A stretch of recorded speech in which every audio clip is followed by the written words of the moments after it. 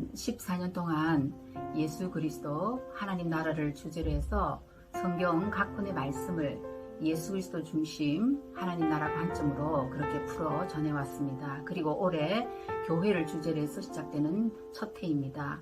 교회는 이 땅에 있는 예수 그리스도의 몸이며 하나님 나라입니다. 예수 그리스도 하나님 나라 교회는 이 복음이 핵심과 또 본질과 열매로 서로 상관 연결됩니다. 성경 전체를 생명수 강으로 흐르는 복음은 예수 그리스도를 통한 구속사인 성경과 마찬가지로 연속성, 일관성, 통일성을 이룹니다. 성경은 하나님께서 우리를 구원하시려고 행하신 모든 사역의 통일성을 보여줍니다. 요한계시록과 또 거기 나오는 모든 환상들도 반드시 예수 그리스도 안에서 그 목표에 이르게 되는 성경의 통일된 메시지에 비추어서 이해되어야 합니다. 에베소 교회 올해 그 주제로 하게 되는데요. 에베소 교회에 예수님께서 책망하신 그 한 점은 바로 처음 사랑을 버렸다는 것입니다. 우리는 히브리서 3장 14절의 말씀과 같이 시작할 때에 확실한 것을 끝까지 견고히 잡아 그리스도와 함께 참여하는 자가 되어야 합니다. 우리는 이 처음 사랑으로 돌아가도록 주님께서 우리에게 오늘 주시는 말씀을 잘 듣고 정말 그 사랑의 회복이 있기를 바랍니다. 네, 우리 기도하고 시작하겠습니다. 하나님 참 감사합니다. 어느 때도 우리에게 말씀을 주셔서 감사합니다. 오늘도 이 계시록의 말씀을 통하여 우리에게 주시는 말씀을 잘 들을 수 있도록 우리의 귀와 마음을 열어주시고 하나님의 뜻을 아는 것으로 채우시며 우리에게 믿음으로 끝까지 갈 수 있도록 주님 도와주시고 인도하여 주시옵소서. 감사합니다. 예수 그리스도의 이름으로 기도드립니다. 아멘. 네, 요한계시록은 신약 성경 가운데서 유일한 예언서입니다. 1장 3절을 보면은 1장부터 보면은 예수 그리스도의 계시라 이는 하나님이 그에게 주사 반드시 속히 될 일을 반드시 속히 될 일, 장차 속히 될 일에 대해서 기록한 예언서입니다. 그리고 또한 계시록 1장과 맨 마지막 22장을 보면은 이 편지로서의 그런 양식을 갖고 있는 서신서이기도 합니다. 시작 부분, 마침 부분에 그렇게 서신으로서의 형식상의 특징을 보여주고 있습니다. 또한 구약의 에스겔, 다니엘, 스가랴와 유형이 비슷한 그런 묵시 문학입니다. 그래서 묵시 문학의 특성상 이 많은 숫자를 사용하고 있는데 그 중에 특히 7을 기본수로 하는 그런 많은 7에 관계된 그런 상징이 많이 나오고 있습니다. 성경 66권 전체 중에서 가장 이 포괄적이고도 강력하게 또 일관되게 재림하실 예수 그리스도의 사역에 초점을 맞추고 있습니다.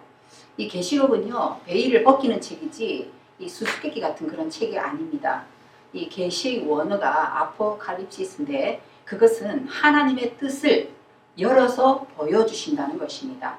감추거나 숨기는 것이 아닙니다. 요한계시록은 성경 계시 전체를 완성시키는 아주 소중한 계시입니다. 그럼에도 불구하고 이 수수께끼, 베일에 가려 있는 것 같은 그런 느낌 때문에 어려운 것이다, 굉장히 난해하다 그런 생각 속에서 쉽게 이렇게 자꾸 읽혀지지 않는 그런 책이기도 합니다. 그래서 또 호기심으로 이렇게 계시록을 읽다가 정말 봐야 될 것을 보지 못하고 엉뚱한 것에 이렇게 돼 있다가 잘못된 그런 오류에 빠지기도 합니다. 그래서 많은 이단들이요, 이 계시록을 잘못된 해석 가운데서 사람들에게 위안이나 소망이나 그런 기쁨이나 믿음을 더하는 것이 아니라 오히려 이렇게 잘못된 두려움을 갖게 만들고 그리고 그 두려움을 통해서 잘못된 길로 그렇게 가게 합니다. 요한계시록은요, 휴거나 666, 모르는 사람, 예수님을 모르는 사람, 교회 다니지 않는 사람들도 흔히들 이렇게 들어서 알고 있는 그런 666이라든지 또 바코드, 베리칩이라든지 14만 4천 명, 또 종말, 이런 것들을 잘못 이렇게 굉장히 과장되게 잘못되게 해석을 하는데 그런 것에 관한 책이 아닙니다. 예수 그리스도를 더 자세히, 더 가깝게 그렇게 배울 수 있게 합니다. 그리고 소망과 힘을 줍니다. 그리고 감사와 기쁨을 회복하게 하려는 것입니다. 성경 전체의 해석의 열쇠는요, 예수 그리스도의 복음입니다. 성경 전체의 의미를 주는 것은 예수 그리스도와 예수께서 행하신 일, 예수님의 사역입니다. 복음은 성경의 올바른 이해에 절대적인 기초입니다. 마찬가지로 요한계시록도 예수 그리스도의 복음을 중심으로 그렇게 읽어야 바른 관점을 갖고 보게 되고 또 바른 해석을 가질 수가 있습니다. 예수 그리스도의 삶과 죽음과 부활, 곧 복음 사건이 모든 계시록의 열쇠입니다. 복음이 아니면 우리의 구원은 없습니다. 구원의 모든 것은 복음에서 비롯된 것입니다. 예, 그것이 지금 이렇게 앞에서 보시는 PPT에 이렇게 요약되어 있습니다. 그 다음에 예, 우리 1장 본론으로 들어가겠습니다. 1장 1절을 보면은 예수 그리스도의 계시라, 예, 그렇게 나와 있습니다. 요한계시록은 예수 그리스도의 계시입니다. 요한은 단지 그것을 그 예수님으로부터 받아서 기록하고 알아서 전한 것밖에는 없습니다. 그래서 요한은 하나님의 말씀과 예수님의 증거를 증언한 것입니다. 3절을 보면은 1장 3절, 이 예언의 말씀을 읽는 자와 듣는 자들과 그 가운데 기록한 것을 지키는 자들이 복이 있나니 때가 가까움이라고 했습니다. 예, 이 예언의 말씀을 읽는 자, 듣는 자, 그 가운데 기록한 것을 지키는 자들이 복이 있다고 하셨습니다. 왜냐하면 사단이 지배하려던 이 지상에 대한 그리스도의 통치를 말씀하고 있기 때문입니다. 사단에 대한 하나님의 예수 그리스도의 완전하고도 영원한 승리에 대해서 말씀하고 있기 때문입니다. 요한계시록은 성경 가운데 다른 어느 책보다 사단의 최후 멸망에 대하여 더 많이 말해주고 있습니다. 계시록 1장 5절부터 8절을 보면은요, 이렇게 한번 읽어보겠습니다. 계시록 1장 5절부터 8절, 예, 그 앞에 4절부터 읽겠습니다. 요한은 아시아에 있는 7 교회에 편지하노니 이제도 계시고 전에도 계시고 장차 오실 이와 그 보좌 앞에 7 영과 또 충성된 증인으로 죽은 자들 가운데서 먼저 나시고 땅의 임금들의 머리가 되신 예수 그리스도로 말미암아 은혜와 평강이 너희에게 있기를 원하노라. 우리를 사랑하사 그의 피로 우리 죄에서 우리를 해방하시고 그 아버지 하나님을 위하여 우리를 나라와 제사장으로 삼으신 그에게 영광과 능력이 세세토록 있기를 원하노라. 아멘.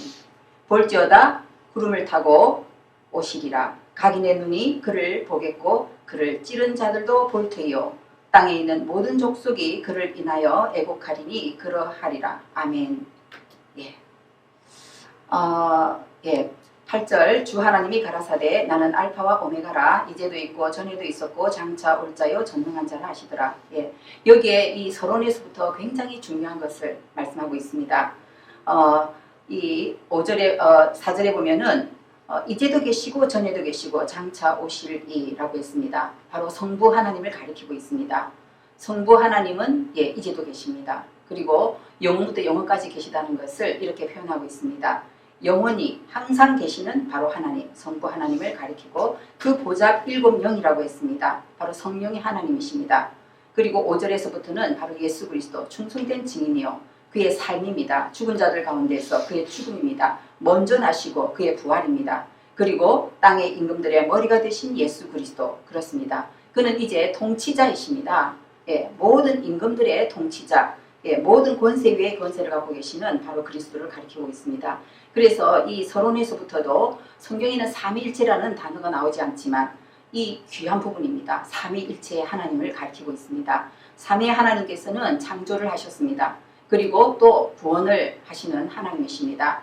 그래서 여기에서는 바로 창조와 새 창조에 대하여 일하시는 그 모든 것을 지어 성취하시는 삼위의 하나님을 가리키고 있습니다. 그리스도의 삶과 죽으심과 부활, 그리고 현재 주님의 되심, 예수 그리스도의 주님 되심의 로드십을 바로 여기에서 언급하고 있는 것입니다. 예, 계시록의 주제는요 그리스도입니다. 역사는 예수 그리스도의 이야기입니다. 그래서 히스토리, 스토리. 바로 히는 누구를 가리키는가? 예수 그리스도를 가리킵니다. 예수 그리스도를. 예, 그래서 역사는 예수 그리스도의 이야기입니다. 인간사의 주체는요, 인간이 아닙니다. 예수 그리스도입니다.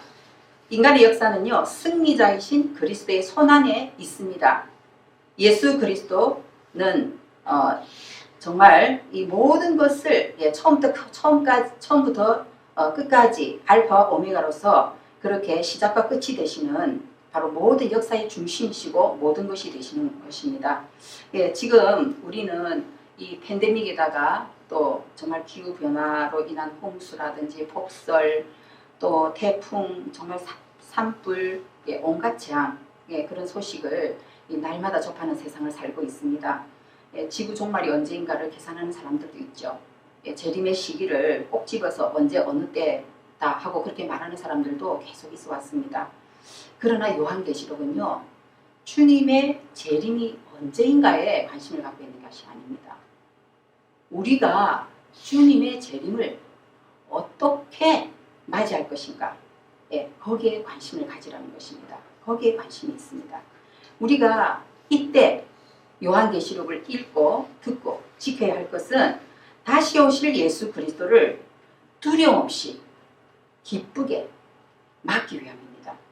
주님은 교회가 주님의 재림을 어떻게 준비해야 할지를 알려주십니다. 성경 전체를 관통하는 하나님 나라의 복음은 요한계시록에서 종결 완성됩니다. 부활하신 예수 그리스도, 예, 지금 살아계시고 또 정말 다시 오실 예수 그리스도, 예, 그 지금 살아계신 주님께서 이 계시록을 통해서 우리에게 말씀하시는 것을 들어야 합니다. 이 요한계시록의 역사적 배경, 그리고 이것을 기록한 그 계기가 바로 1장 9절에 있습니다. 1장 9절에 보면은 나 요한은 너희 형제요 예수의 환난과 나라와 참음에 동참하는 자라. 하나님의 말씀과 예수의 증거를 인하여 반모라 하는 섬에 있었더니 라고 하고 있습니다. 바로 이 요한계시록의 기록자인 사도 요한은 예수 그리스도의 죽음과 부활을 가장 가까이에서 그렇게 목격했던 사람입니다. 그렇기 때문에 그는 정말 예수 그리스도를 알고 증거했던 사람이고 정말 증인이라고 할 수 있습니다. 그리스도의 사랑의 품을 알고 있습니다. 그는 요한복음에서 바로 그리스도의 그 품을 얘기했던 사람입니다. 정말로 주님의 사랑하는 제자입니다. 이 계시록이 기록됐던 AD 95년, 96년경으로 생각하는데 그때는 이제 예수 그리스도께서 십자가에서 죽으시고 또 승천하시고 부활하신 이후로 벌써 한 60여 년의 시간이 흘렀습니다. 요한의 나이가 이제는 거의 90이 넘은 나이입니다. 예, 노년입니다. 청년이었던 사람이 이제 노년이 된 것입니다. 그와 함께 예수 그리스도를 따랐던 이 다른 제자들, 예, 사도들은 다 세상을 떠났습니다. 없습니다. 다 순교했습니다. 그 곁에는 아무도 없어요. 육체는 늙었어요. 그러나 예, 겉사람은 후패하나 그의 속은 날로 새롭도다. 바로 복음 때문에, 바로 예수 그리스도 때문에 그의 가슴은 결코 식지 않았습니다. 그의 가슴은 세월과 함께 그렇게 정말 변하지 않았습니다.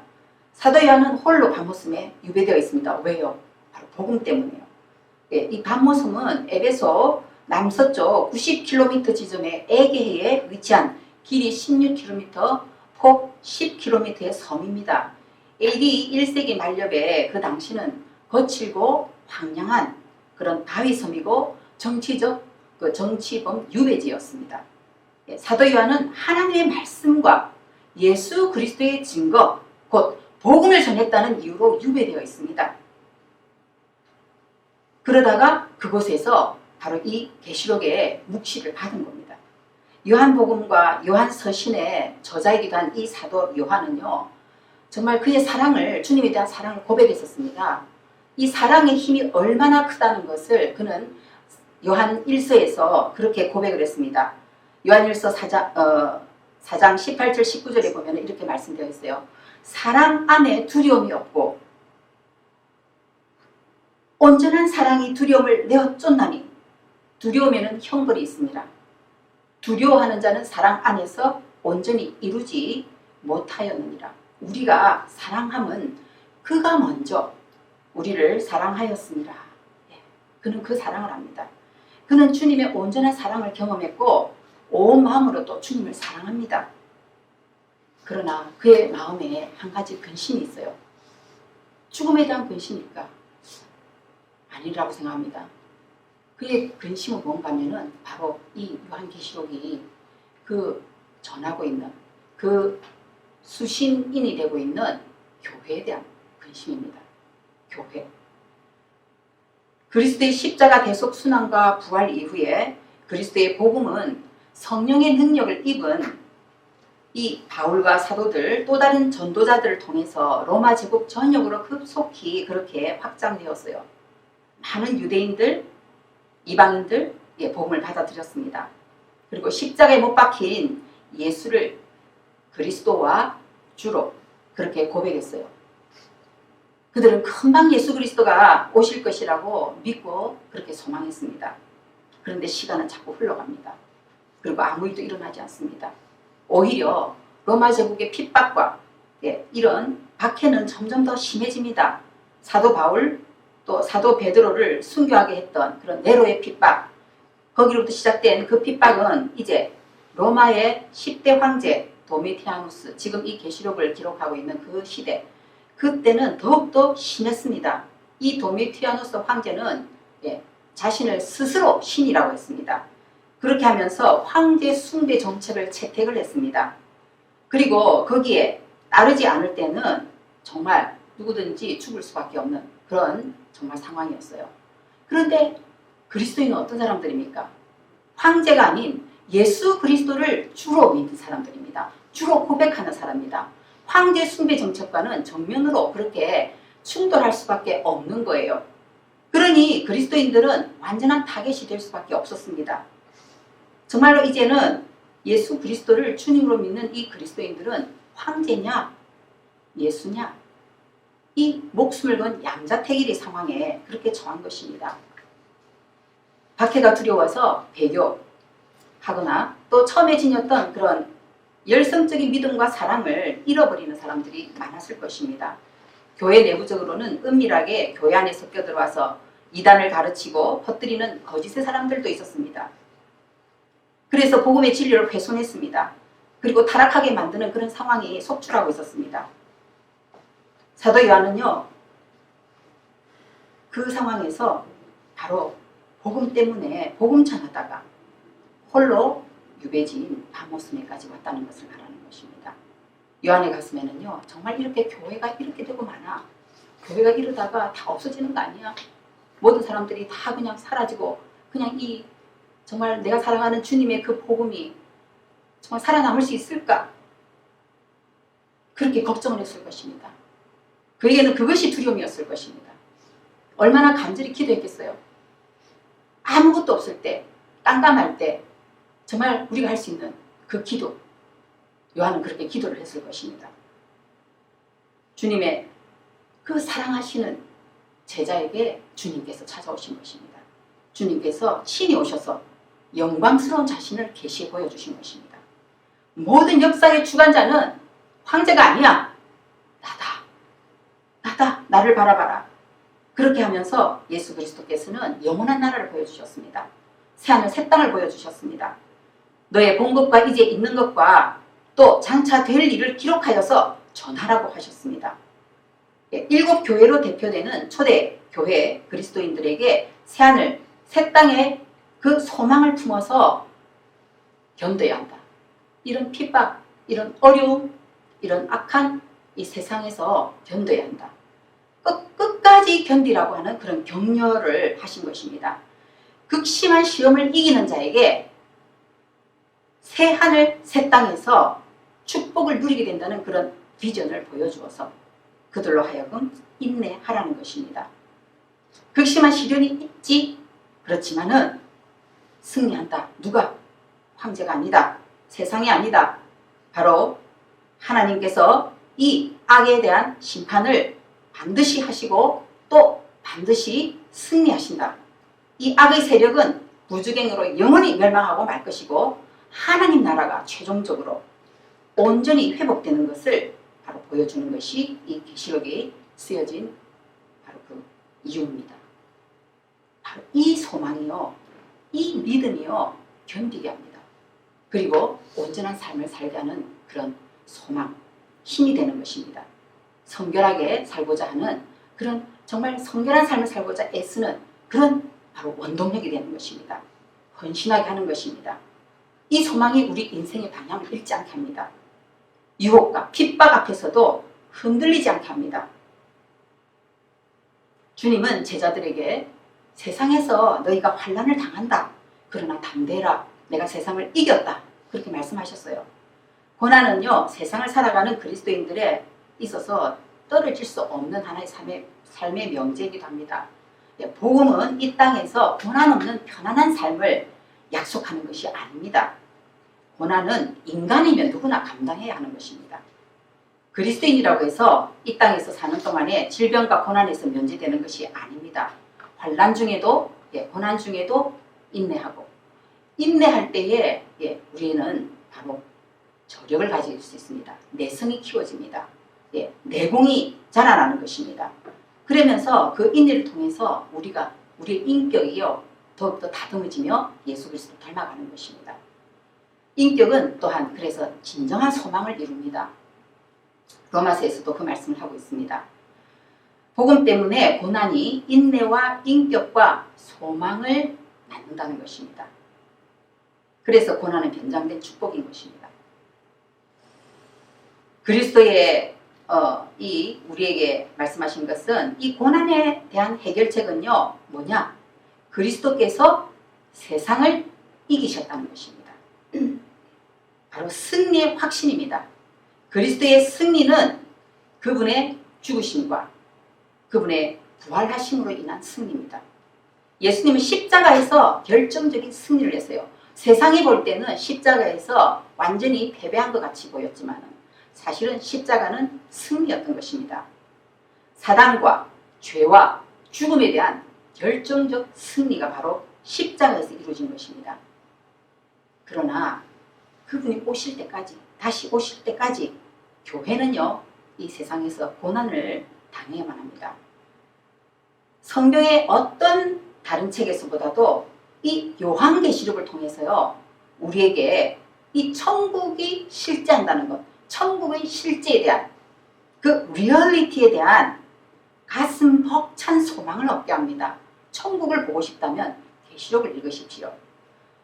그리스도의 피로 세워진 이 땅의 교회가 갖가지 환난과 박해도 불구하고 최후 승리를 얻게 될 것에 대한 확신을 얻을 수 있습니다. 그리고 그 소망과 확신 속에서 현재의 고난을 극복하고 사단과 영적 싸움을 싸울 수 있는 그런 결의를 가질 수 있습니다. 마지막 때는요, 이미 시작되었어요. 예수 그리스도 초림으로부터 마지막 때는 시작되었습니다.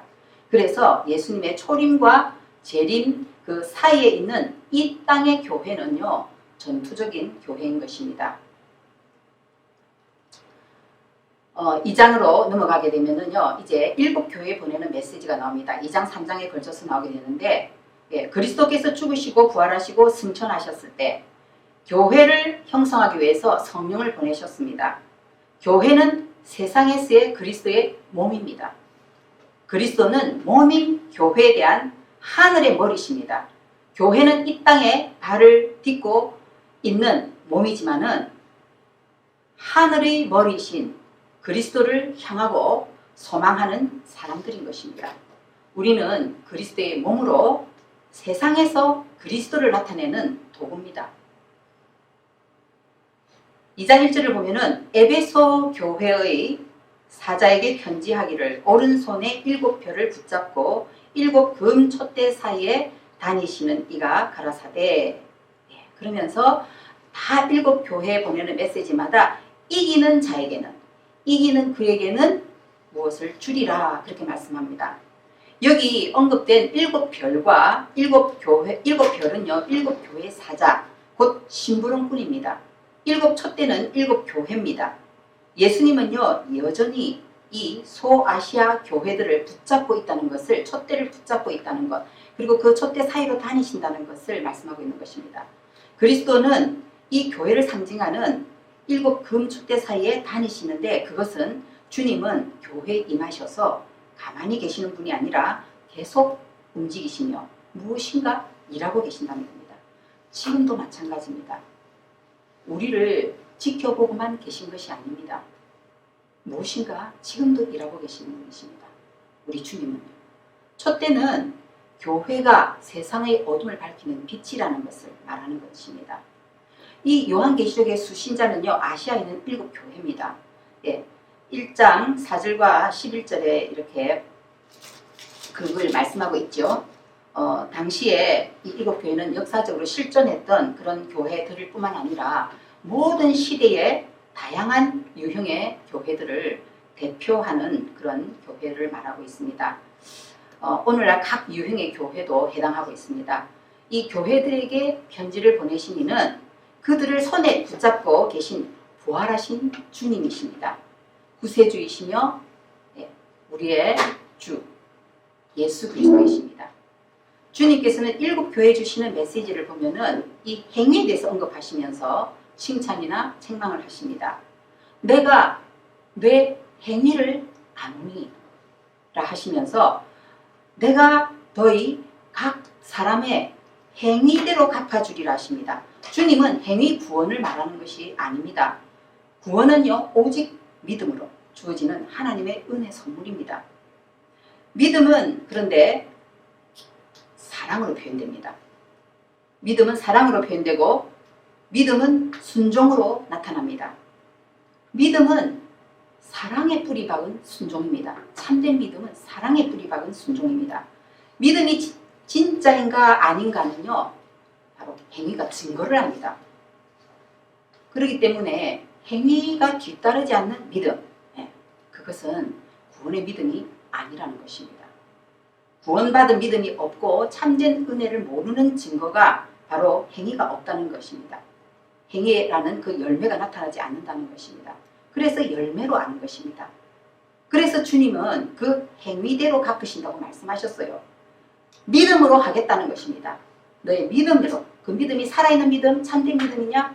그 믿음의 행위를 따라서 내가 상을 따른 그런 보상을 하시겠다고 말씀하시는 것입니다. 행위는 구원받은 증거도 되고 또 심판의 근거도 됩니다. 주님은 또한 믿음은 끝까지 인내하는 것임을 일깨워 주십니다. 주님을 믿고 신뢰하고 사랑하기 때문에 끝까지 견디는 사람이 이기는 사람이라고 말씀합니다. 인내하지 않으면 믿음으로 믿음에 이르지 못합니다. 이것을 가리켜서 성도의 견인이라는 교리가 있어요. 그는 단순히 어떤 교리를 만들어낸 이론이 아니고요.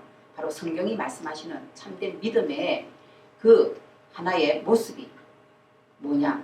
인내라는 것입니다. 인내. 그것이 견인, 끝까지 견디게 한다는 것입니다. 이 견인을 한 번 구원받으면 언제나 구원받은 것이라면서 죄 마음대로 범해도 돼. 경건을 그냥 아무렇게나 생각해도 돼. 그거 아닙니다. 그것은 잘못된 생각입니다. 견인이란 것은 믿음과 올바른 행함의 견인을 의미합니다. 지속적인 생활로서의 견인입니다. 주님은 각 교회 주시는 메시지마다 이기는 자에게 주시는 약속을 하십니다. 우리는 반드시 이기는 싸움을 하고 또 반드시 이겨야만 합니다. 어떻게 이길 수 있을까? 하나님을 아는 것입니다. 진실로 하나님을 알아야 이 싸움에서 이길 수 있습니다. 하나님 말씀이 우리 안에 거해야 합니다. 하나님께로서 난 자마다 세상을 이긴다. 세상을 이기는 이김은 우리의 믿음이다. 예수께서 하나님의 아들이심을 믿는 자가 아니면 세상을 이기는 자가 누구뇨? 영생은 유일하신 참 하나님과 그의 보내신 자 예수 그리스도를 아는 것이다. 하나님을 알고 하나님의 말씀이 우리 안에 거하면 이기는 자 영생을 얻게 될 것입니다. 7교회의 위치는 지금 앞에 보시는 것처럼 이렇게 소아시아에 있는 이렇게 모여서 있습니다. 에베소로부터 해서 이렇게 돌아가면서 있는데요.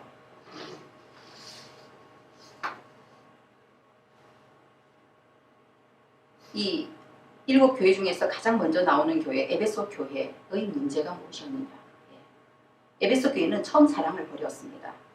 그래서 그들은 더 이상 이 복음에 그전처럼 마음을 기울이지 않습니다.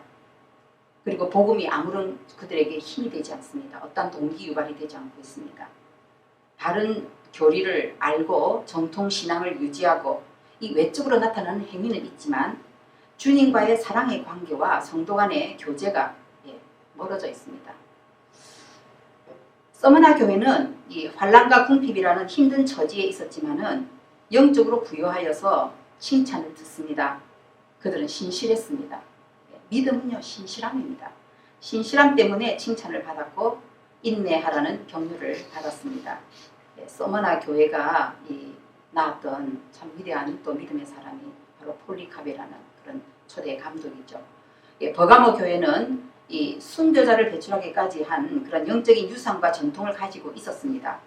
일부 교인들이 그러나 니골라당의 교훈을 따라서 이 세속화의 위험을 막고 있습니다. 거짓 가르침이 들어오도록 내버려 두었고 또 복음이 변질되었습니다. 그래서 그 책임을 져야 하고 거기에 대한 심판을 받는다는 것을 말씀하고 있습니다.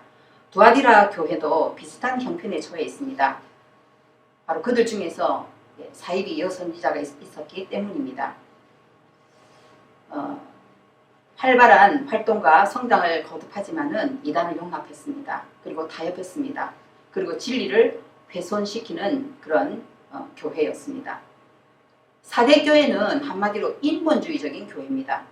사람들의 평가와 주님의 평가가 굉장히 대조됩니다.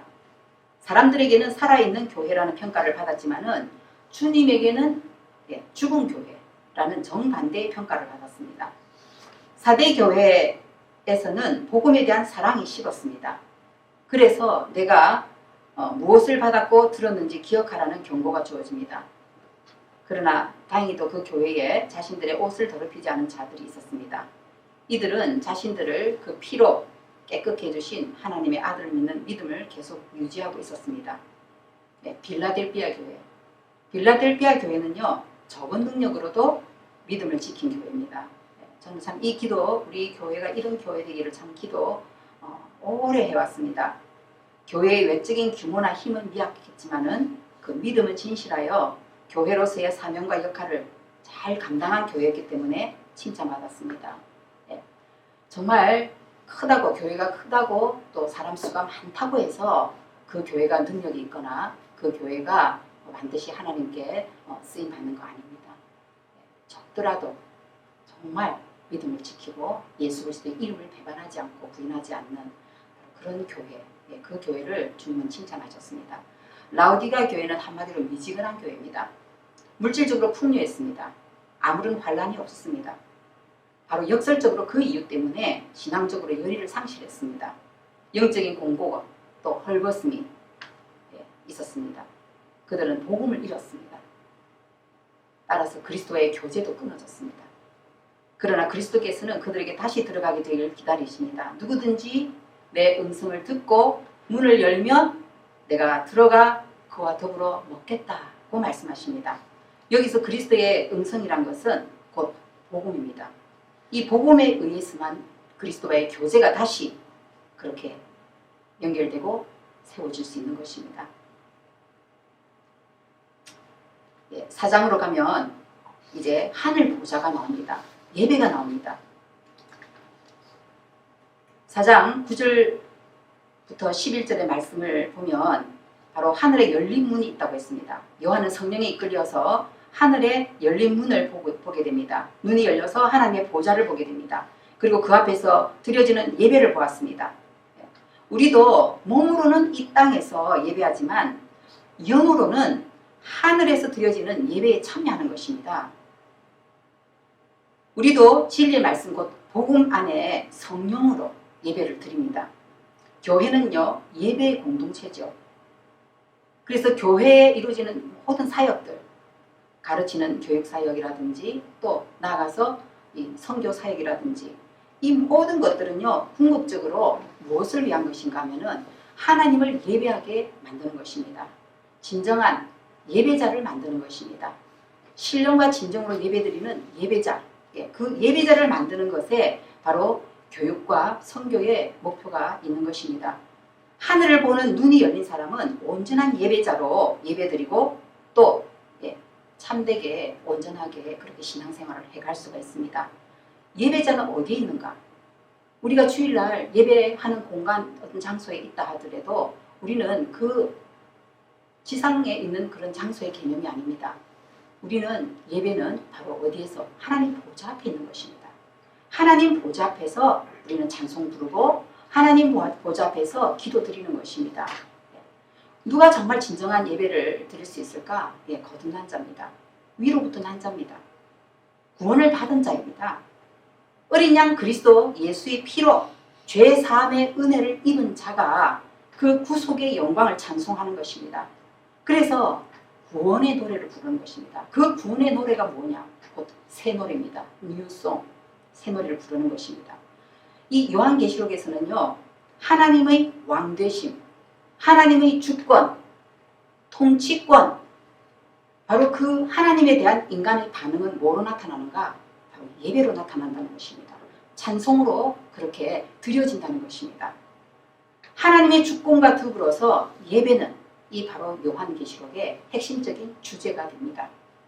이 천국 생활의 본질 중에 하나가 뭘까요? 하나님께 찬양과 예배드리는 것입니다. 예배드리는 것입니다. 5장으로 가면은 이제 7 인봉책과 어린 양에 대하여 이렇게 나옵니다. 요한계시록 5장에 이제 요한의 보좌에 앉으신 하나님 오른손에 있는 두루마리를 봅니다. 그 두루마리는 하나님의 심판과 성도들의 구원 과정이요 자세히 기록되어 있습니다. 구원과 심판은요 별개의 것이 아닙니다. 구원과 심판은요 동시에 이루어져요. 동일하신 하나님께서 행하시는 일이십니다. 그래서 근데 그 두루마리에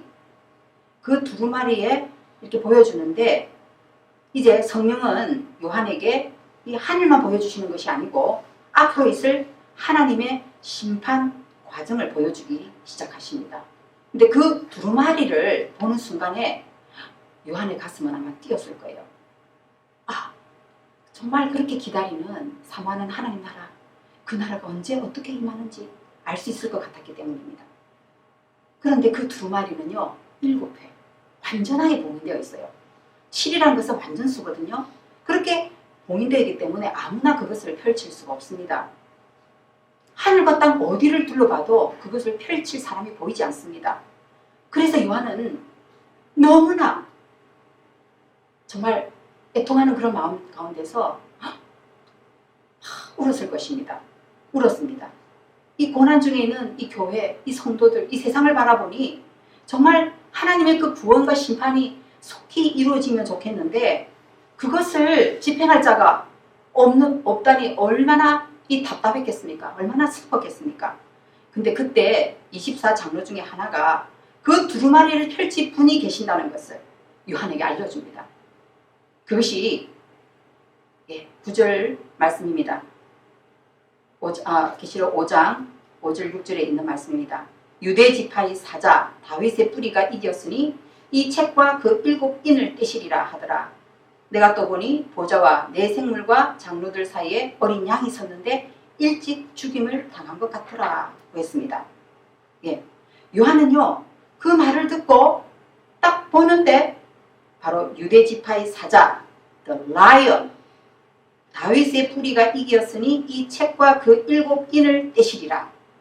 그 말 듣고 요한은요 하나님 바로 앞에 서 계신 어린 양 램 어린 양을 보았습니다. 보는 순간 요한은 알았습니다.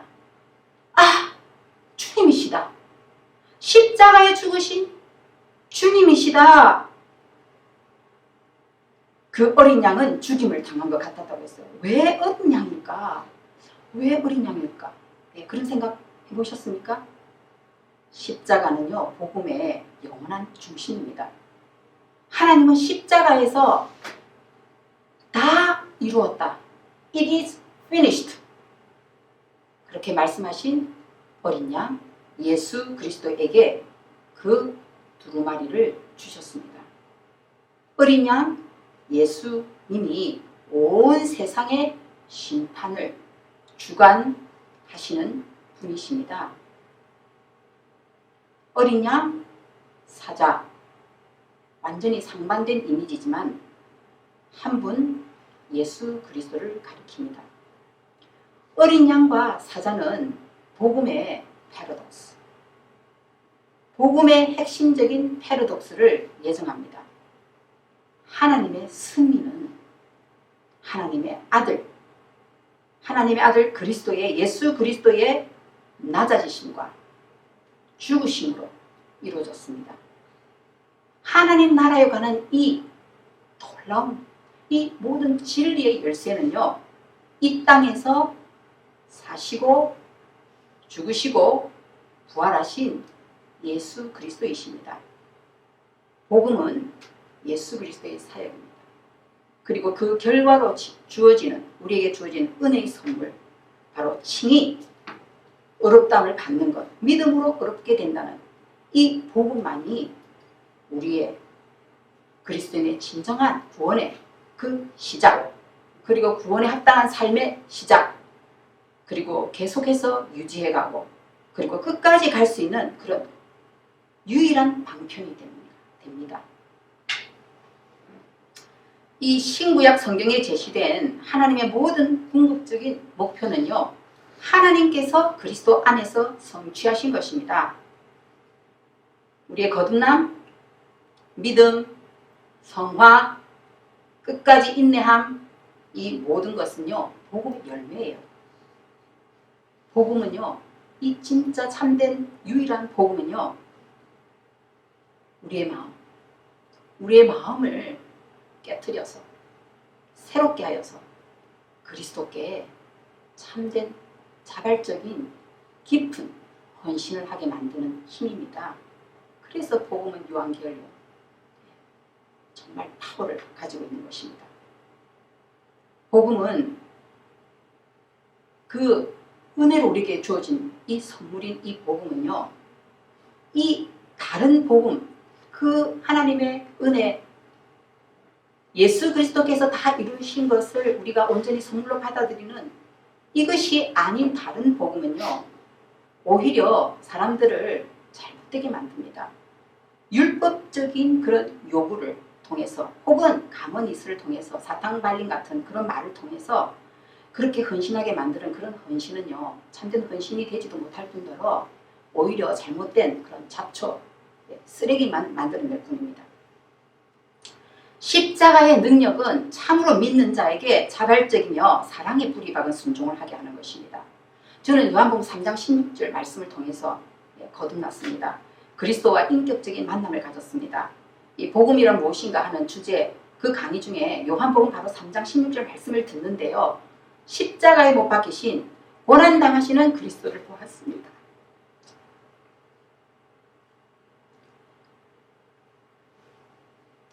그때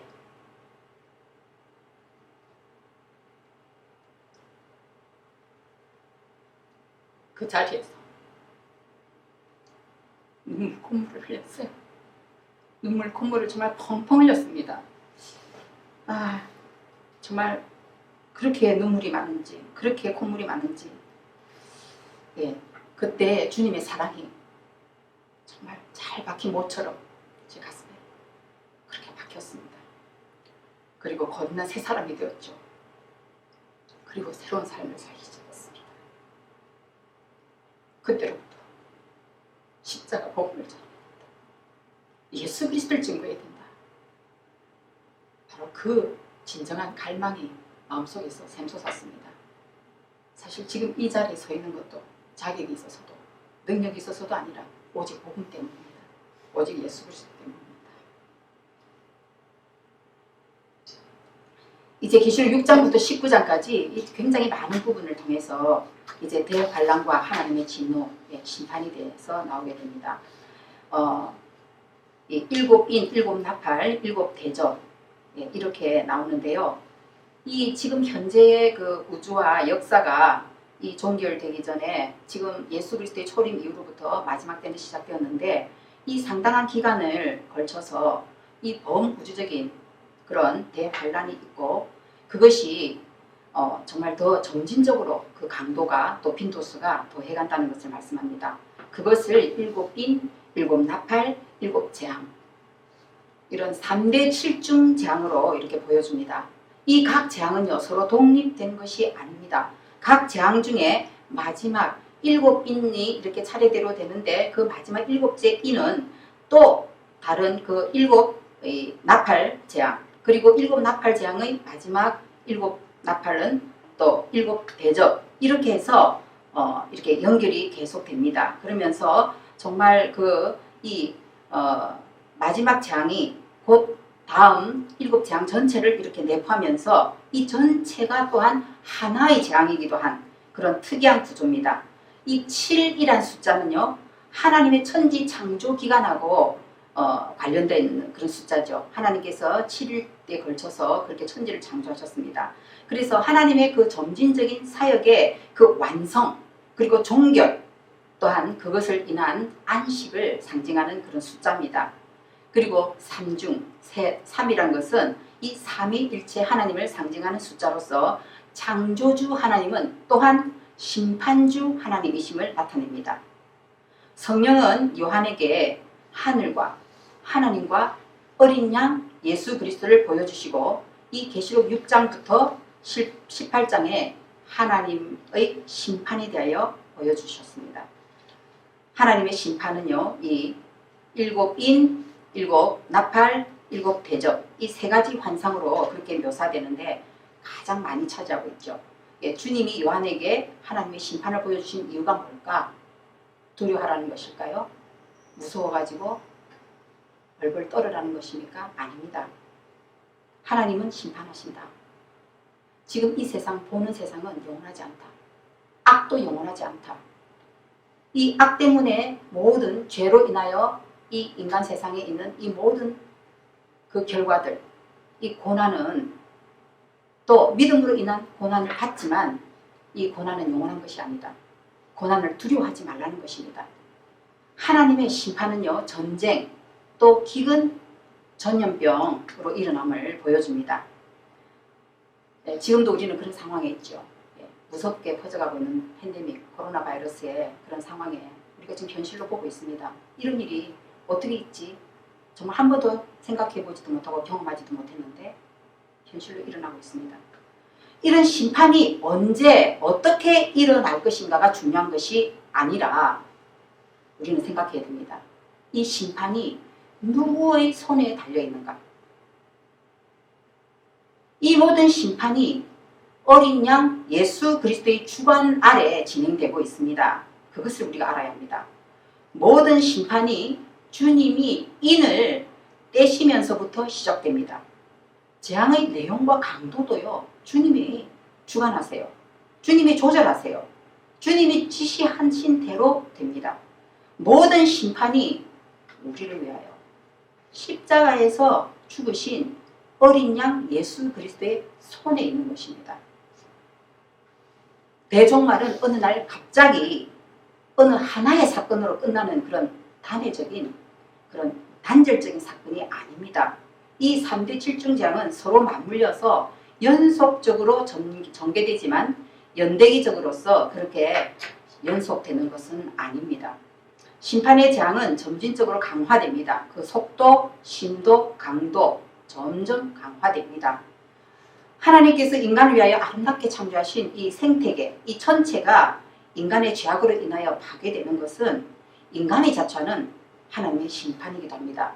이런 재앙의 심판은 하나님께서 주시는 회개의 기회입니다. 그런데 이 계시록을 한번 읽어보십시오. 회개의 기회, 자비하신 하나님께서 주시는데도 불구하고 더 완악해지는 사람들을 봅니다. 더 하나님께 정말 대적하면서 불경건한 이 불신앙의 그런 말과 행위를 통해서 하나님을 오히려 모독하고 있는 그런 인간의 완악함을 볼 수 있습니다. 그러면서 정말 회개의 기회도 거부합니다. 정말 두려운 것은 뭔지 압니까? 고난이 아니에요. 정말 두려운 것은요, 교만하고 완악한 인간의 마음입니다. 교만하면은요, 절대 인정하지 않습니다. 죄를 인정하지도 않고 자백하지도 않고 회개하지 않습니다. 그래서 망할 길로, 죽을 길로 가는 것입니다. 반면에 구원받은 성도를 보십시오. 구원받은 성도의 특징은 뭐냐면 회개한다는 것입니다. 왜요? 그 마음에 성령이 역사하시기 때문입니다. 죄인 줄 몰랐지만 죄를 깨닫게 됩니다. 또 죄 지으면 마음이 괴롭습니다. 결국 회개하게 되는 것입니다. 성령의 역사입니다. 회개가 얼마나 귀하고 복된지 몰라요. 죄를 깨닫게 되는 은혜가 진짜 은혜입니다.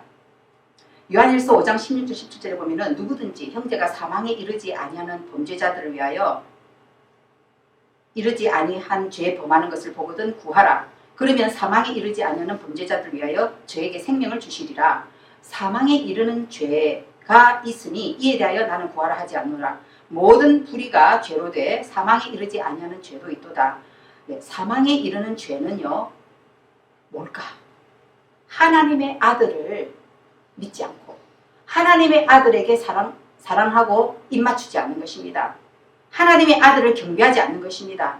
시편 2편의 말씀이요, 계속해서 계시록과 함께 이렇게 읽기 시작할 때 떠오르더라고요. 시편 2편에 보면은 12절에 그 아들에게 입맞추라. 그렇지 아니하면 진노하심으로 너희가 길에서 망하리니 그 진노가 급하시니라.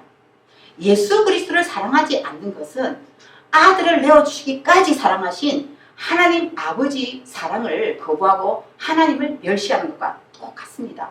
하나님을 조롱하는 것입니다. 하나님 아버지는 하나님의 아들이신 예수를 그리스도와 주로 인정치 아니하는 교만하고 완악한 자들에게 진노하십니다. 인류 역사의 방향은 하나님의 뜻과 계획에 따라서 진행됩니다. 인간 역사의 배후에 하나님이 계시다는 사실을 알아야 합니다. 믿어야 합니다. 하나님의 구속 계획은 고난을 이기고 승리하신 그리스도에 의해서 주도되고 있습니다. 7장으로 가면은 참 놀라운, 참 영광스러운 광경을 우리가 보게 됩니다. 7장 9절과 10절의 말씀은 여러분들이 많이 들어본 말씀이기도 합니다. 여기에서는 인치심을 받은 14만 4천 명에 대해서 나오고 있어요. 계시록 7장 9절 10절을 보면은 이 일 후에 내가 보니 각 나라와 족속과 백성과 방언에서 아무라도 능히 셀 수 없는 큰 무리가 흰옷을 입고 손에 종려 가지를 들고 보좌 앞과 어린 양 앞에 서서 큰 소리로 외쳐 가로되 구원하심이 보좌에 앉으신 우리 하나님과 어린 양에게 있도다. 계시록 7장 13절 14절 보면 이 흰옷 입은 자들이 누구며 또 어디서 왔느뇨? 내가 가로되 내 주여 당신이 아니이다 하니 그가 나더러 이르되 이는 큰 환란에서 나오는 자들인데 어린 양의 피에 그 옷을 씻어 희게 하였느니라. 7장 이 3절과 4절에도 앞에 부분에 보면은 이마에 도장이 찍힌 하나님의 종들이 있는데 그 수가 14만 4천 명이라고 합니다. 이들은 누군가? 바로 하나님의 심판의 날에 구원받을 사람들입니다. 14만 4천 명은요, 문자적인 숫자로 생각하면 안 됩니다. 상징적인 수입니다. 이스라엘 12지파와 예수님의 12제자를 곱한 144, 12 곱하기 12, 144에다가 이 헤아릴 수 없는 충만한 수를 나타내는 1000을 곱한 것입니다. 이 14만 4천 명은 셀 수 없을 정도로 많다는 의미입니다. 아브라함에게 하늘의 무별을 보라, 저 별처럼 헤아릴 수 없이 많은 그런 자손을 주겠다고 말씀하신 것 같습니다. 이 7장 9절에 셀 수 없는 큰 무리가 나옵니다. 그들은 13절 14절에 나오는 흰옷 입은 자들입니다. 큰 환란에서 나오는데 어린 양의 피에 그 옷을 씻어 희게 하였다고 합니다. 우리에게 죄와 더러움을 제거하는 것은 어린 양의 대속적인 희생의 피밖에는 없습니다. 바로 그 사실을 가리킵니다. 죄인이 죄삼을 받는 것은 죄가 없으신 그리스도의 완전한 의로움과 대속적인 죽음에 근거해서만 이루어집니다. 의롭게 된 죄인은 믿음으로 그리스도의 의로움을 선물로 받은 자입니다. 거룩하신 하나님의 불꽃 같은 눈앞에 그리스도로 옷 입고 서 있는 자입니다. 의롭게 된 죄인은 하나님의 진정한 백성으로서 믿음에 의해서 그리스도께 속한 모든 것을 소유하고 있는 자들입니다. 하나님께서 자신의 성도들을 인치시는 것과 어린 양의 피로 그들의 옷을 신는 것은 같은 의미를 갖고 있습니다.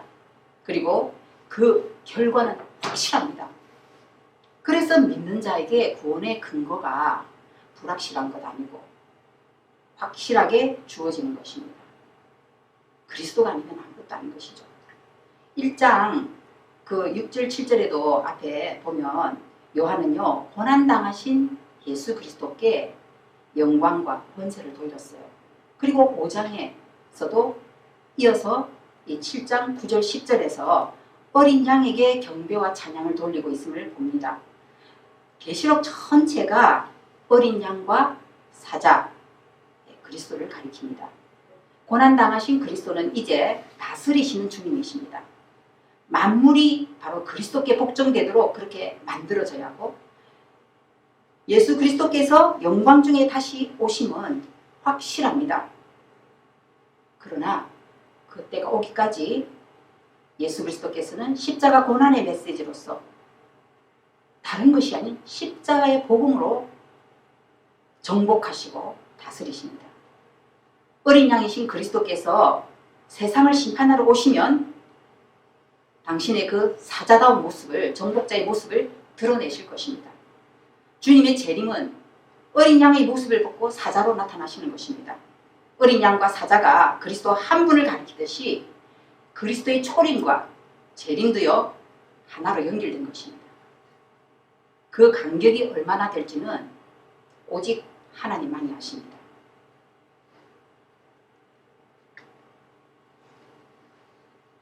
성경에 7이라는 숫자가 완전수로 사용되고 있다는 것을 우리가 안다면 이 짐승의 표가 나오거든요. 666이라는 짐승의 표가 나오는데 사람들은 그걸 가지고 온갖 여러 가지 해석을 하죠. 그러나 666은요 7, 완전에 미치지 못한다는 것입니다. 666이란 것은 거듭해서 완전에 이르지 못하고 실패를 거듭한다는 것을 나타냅니다. 요한계시록 13장과 14장을요 일관되게 바르게 이해할 수 있는 유일한 방법은 뭔가 하면은 하나님의 표는 그리스도를 믿는 믿음으로 영원히 구원받은 자들을 성령으로 인친 것입니다. 하나님의 소유로 인이 뭡니까? 도장을 찍었다는 것입니다. 성령의 인치심을 받은 사람은 삶을 통해서 드러날 수밖에 없습니다. 왜요? 마음이 달라졌고 말이 달라지고 생각이 달라지고 행동이 달라지기 때문입니다. 이 짐승의 표는 불경건과 불신에 대한 특징으로 봐야 됩니다. 믿음도 드러나지만은 불신앙도 드러납니다. 말세의 표적들이란 것은 그리스도의 초림으로부터 재림에 이르기까지 이 마지막 날의 전 기간이 종말이라는 사실을 알게끔 하는 것입니다. 이러한 종말의 관점에서 보게 되면은 그리스도의 재림은 사도들에게 그랬던 것처럼 우리에게도 임박한 것입니다. 또한 짐승과 그 짐승의 표에 관한 요한의 묵시적 환상도 전 기간에 해당되고 수없이 많이 여러 가지로 계속적으로 나타날 수 있는 것입니다.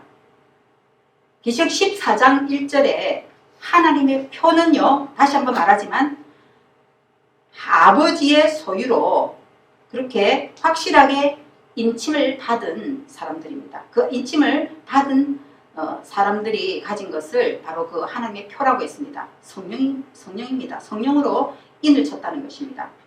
이 이마에 받는다는 것이 아닙니다.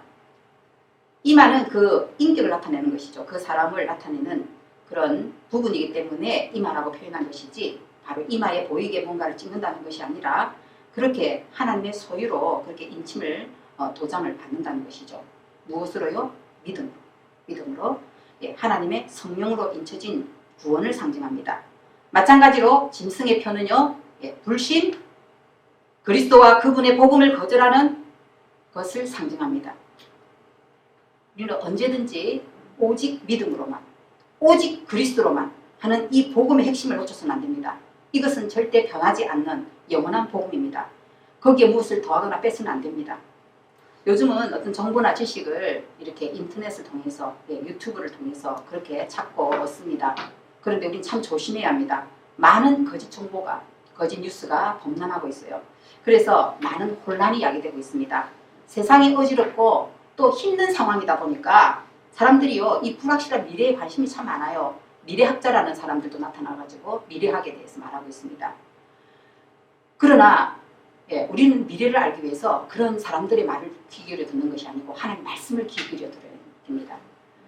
한때는요, 컴퓨터, 또 베리치, 바코드, 신용카드, EU 공동체가 666 짐승의 표다 하는 그런 얘기들도 있었어요.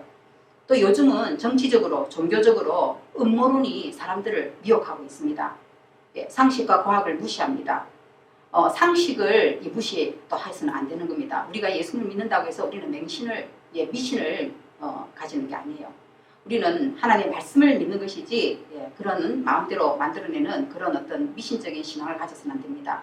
이 과학을 또 신격화해서는 안 되지만 하나님을 거부하는 그런 불신앙을 토대로 한 그런 가설을 마치 증명한 것처럼 그렇게 하는 그런 과학을 믿어서는 안 되지만은 하나님의 창조 질서의 그런 법칙을 발견한 그런 과학마저도 하지는 말아야 합니다.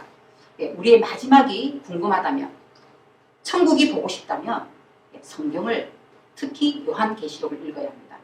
이 말씀을 읽는 자, 듣는 자, 그것을 지켜 행하는 자가 복이 있다 하셨습니다. 알기 어려운 것은요, 억지로 해석하려 하지 말고 예수 그리스도와 하나님 나라에 초점을 맞춘 그런 복음의 렌즈로 읽어보세요. 요한계시록이 너무나 재밌을 것입니다. 여기서 잠깐 쉬겠습니다.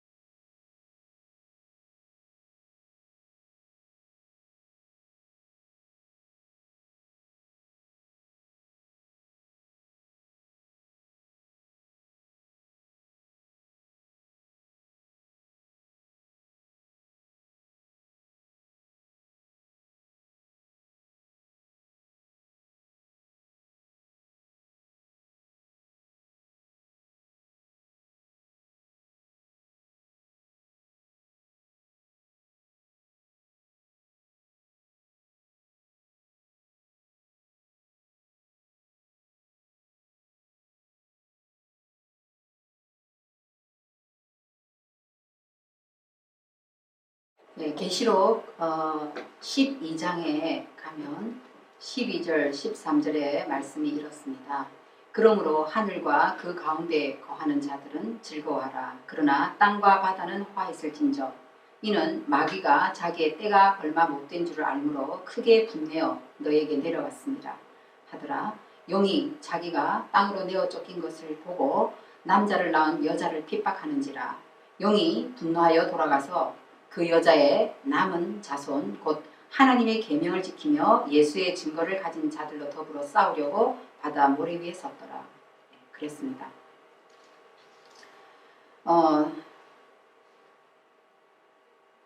주님은 참 교회를 사랑하십니다. 교회는 주님의 피로 사신 교회입니다. 그래서 교회를 사랑하십니다. 그런데 마귀는, 사단은 주님이 사랑하시는 교회를 미워합니다. 마지막 때가 가까울수록 마귀는 성도와 교회를 무섭게 공격하여서 무너뜨리려 합니다. 계시록 12장은 바로 그 교회와 사단의 전쟁을 너무나 분명하고 생생하게 놀랍게 보여줍니다.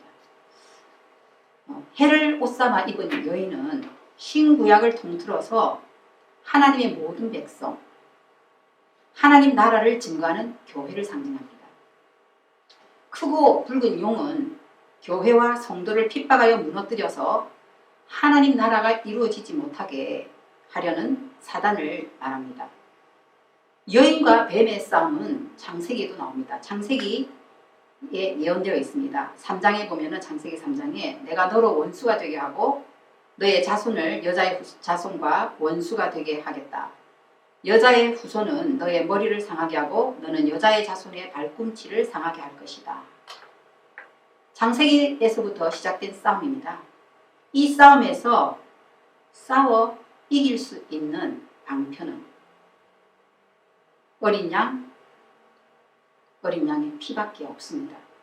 계시록 12장 10절 11절에 보면은 내가 또 들으니 하늘에 큰 음성이 있어 가로되 이제 우리 하나님의 구원과 능력과 나라와 또 그의 그리스도의 권세가 이루었으니 우리 형제들을 참소하던 자 곧 우리 하나님 앞에서 밤낮 참소하던 자가 쫓겨났고 또 여러 형제가 어린 양의 피와 자기의 증거하는 말을 인하여 저를 이겼으니 그들은 죽기까지 자기 생명을 아끼지 아니하였도다. 그렇습니다. 어린 양의 피로 사탄을 이깁니다. 죄인이 사단의 참소, 사단은 참소하는 자죠. 공격에서 벗어나 이기는 것은 심판주에 의해서 죄가 없다 선언받는 것입니다. 또 자기의 증거하는 말로 이긴다고 했습니다. 증거는 그리스도를 증거하는 것입니다. 그리스도께서 행하신 구속 사역을 증거하는 것입니다. 바로 복음을 증거하는 것입니다. 복음을 위해서 끝까지 인내하는 자들이 이기는 자들이 됩니다. 그래서 이 계시록에 또 12장 11절에 보면은 또 여러 형제가 어린 양의 피와 자기의 증거하는 말을 인하여 저를 이겼으니 그들은 죽기까지 자기 생명을 아끼지 아니하였도다 하고 있습니다. 네. 그렇습니다. 우리는 복음을 증거해야 합니다. 복음을 살아야 합니다. 그것만이 사단을 이길 수 있는 유일한 방편이 됩니다. 요한계시록 전체의 메시지를 대표하는 이 상징적 표현은요, 거듭거듭 얘기하지만 바로 예수 그리스도를 나타내는 고난받는 어린 양과 사자입니다. 이 상반된 이미지를 예수 그리스도를 통한 바로 하나님의 정복을 말해주는 역설입니다. 이 땅에서 그리스도의 몸으로 존재하는 교회는 그 머리신 분의 본질, 즉 고난받는 어린 양을 반영하여 바로 이 세상을 이기며 정복하는 것입니다. 이것은 우리 개개인 그리스도인의 삶과 또 공동체로서의 그리스도인의 삶을 또 나타내주는 역설입니다. 참 그리스도인은 이 세상 또 육에 대하여 또 마귀에 대항하여 이 생사를 건 싸움을 벌이고 있기 때문에 이 싸움을 이길 수 있는 것은 이미 그리스도 안에 승리했다는 우리가 그 사실을 또 명심해야 합니다. 우리는 이미 그리스도 안에 새 시대로 들어왔어요. 영원으로 이어지는 새 시대로 들어왔습니다. 하나님 나라는 우리 안에 이루어져 가고 있습니다. 그러나 아직 싸워야 할 싸움이 있죠. 그래서 긴장하고 있는 것이죠. 이것이 바로 사자의 영광과 어린 양의 그 고난간의 긴장입니다. 이 긴장이 요한계시록에 바로 있는 특징입니다. 계시록 17장 5절에 보면은 그 이마에 이름이 기록되었으니 비밀이라 큰 바벨론이라 땅의 음료들과 가증한 것들의 음이라 하였도다. 또 계시록 18장 2절을 보면 힘센 음성으로 외쳐 가로되 무너졌도다 무너졌도다 큰 성 바벨론이여 귀신의 처소와 각종 더러운 영에 모이는 곳과 각종 더럽고 가증한 새의 모이는 곳이 되었도다. 요한계시록 17장 18장은 바로 사단의 왕국인 바벨론의 심판 이야기입니다. 바벨론은 한마디로 하나님을 부인하는 세상을 말합니다. 하나님을 부인하는 그 세상의 배후에 그 실체가 있다는 것입니다. 바벨론이라는 사단의 세력이 있다는 것입니다. 바벨론은 분명한 실체입니다. 그리고 아주 강하게 우리 삶에 영향을 끼칩니다. 이 바벨론의 특징이 뭔가 하면은 돈을 사랑하는 것입니다. 사람들은요, 돈과 생명을 바꿉니다. 돈 때문에 가정을 희생시킵니다. 이 지금 세상은요, 이 만몬이라는 거대한 우상을 섬기고 있어요. 17장 2절 3절에 바벨론은 지금 세상 정권들의 보이지 않는 실세로서 하나님을 대적하고 이 권력, 또 황금 만능주의, 또 음란과 사치로 사람들을 사로잡고 있습니다. 성경은 하나님을 떠나서 세상을 사랑하는 것을 음행이라고 합니다. 근데 지금 세상은요, 급격히 하나님을 부인하는 세상으로 아주 시달려가고 막판으로 가고 있습니다. 미국, 유럽 등의 전통적인 기독교 국가도 마찬가지입니다. 오래전부터 정말 진화론이란 또 하나님을 대적하는 그런 이론과 동성애 합법화 이런 것 모든 이 기독교적인 세계관이 다 이렇게 가치관이 지금 무너지게 하고 있습니다. 이 하나님을 대적하는 세상은요 반드시 윤리적으로 타락하게 되어 있습니다. 죄를 심판하시는 하나님을 부인하면은 이 탐욕과 음행을 막을 길이 없어요. 그래서 음란의 영이 온 세상을 장악합니다. 음란물로 인해서 인간성이 파괴되고 가정은 무너지고 또 사회가 붕괴되는데도 막을 방법이 없어요. 이 바벨론의 특징은 교회와 또 성도들을 무자비하게 핍박하는 것입니다. 17장 6절을 보면은요, 또 내가 보매 이 여자가 성도들의 피와 예수의 증인들의 피에 취한지라. 바벨론의 실체, 그 악행을 이 성도들의 피에 취했다고 그렇게 표현합니다. 요한은 그것을 보면서 정말 충격을 받고 놀라고 크게 놀랐다고 했습니다. 아마 우리도 눈이 열려서 이 세상의 어둠과 그 영적인 실체를 보게 될 때 그 악의 그 뿌리를 그 배후를 보게 된다면 우리도 요한과 같이 그렇게 크게 놀라게 될 것입니다. 그러나 우리는 이것을 알아야 합니다. 이 바벨론은 반드시 멸망당한다. 이것을 아는 것과 모르는 것은 하늘과 땅의 차이입니다. 이것을 알 때 우리는 완전히 다른 삶을 살 것입니다. 왜냐하면 세상을 보는 눈이 다르기 때문입니다. 세상이 보는 것과 다르게 보기 때문입니다. 그래서 그것이 정말 신기루 같은 것이다. 그것은 허무다. 그것은 멸망이다. 알기 때문에 거기에 그다음 그렇게 매력을 느끼지 못하게 될 것입니다. 20장에 가면은 계시록 20장 6절에 이 첫째 부활에 참여하는 자들은 복이 있고 거룩하도다. 둘째 사망이 그들을 다스리는 권세가 없고 도리어 그들이 하나님과 그리스도의 제사장이 되어 1000년 동안 그리스도로 더불어 왕노릇하리라. 요한계시록의 이 묵시는 19장 20장에서 클라이맥스에 도달하게 됩니다. 바로 계시록의 핵심 주제라고 할 수 있는 그리스도의 재림을 보여주기 때문입니다.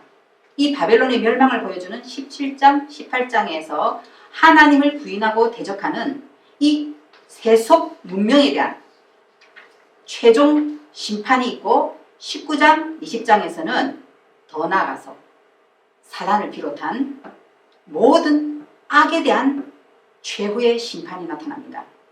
인류 최대의 원수 사단은 모든 죄악과 사망과 함께 완전히 영원히 유황 불못에 던져지게 될 것입니다. 그 말은 사단이 초래했던 지상의 불행한 역사가 최종적으로 청산된다는 것입니다.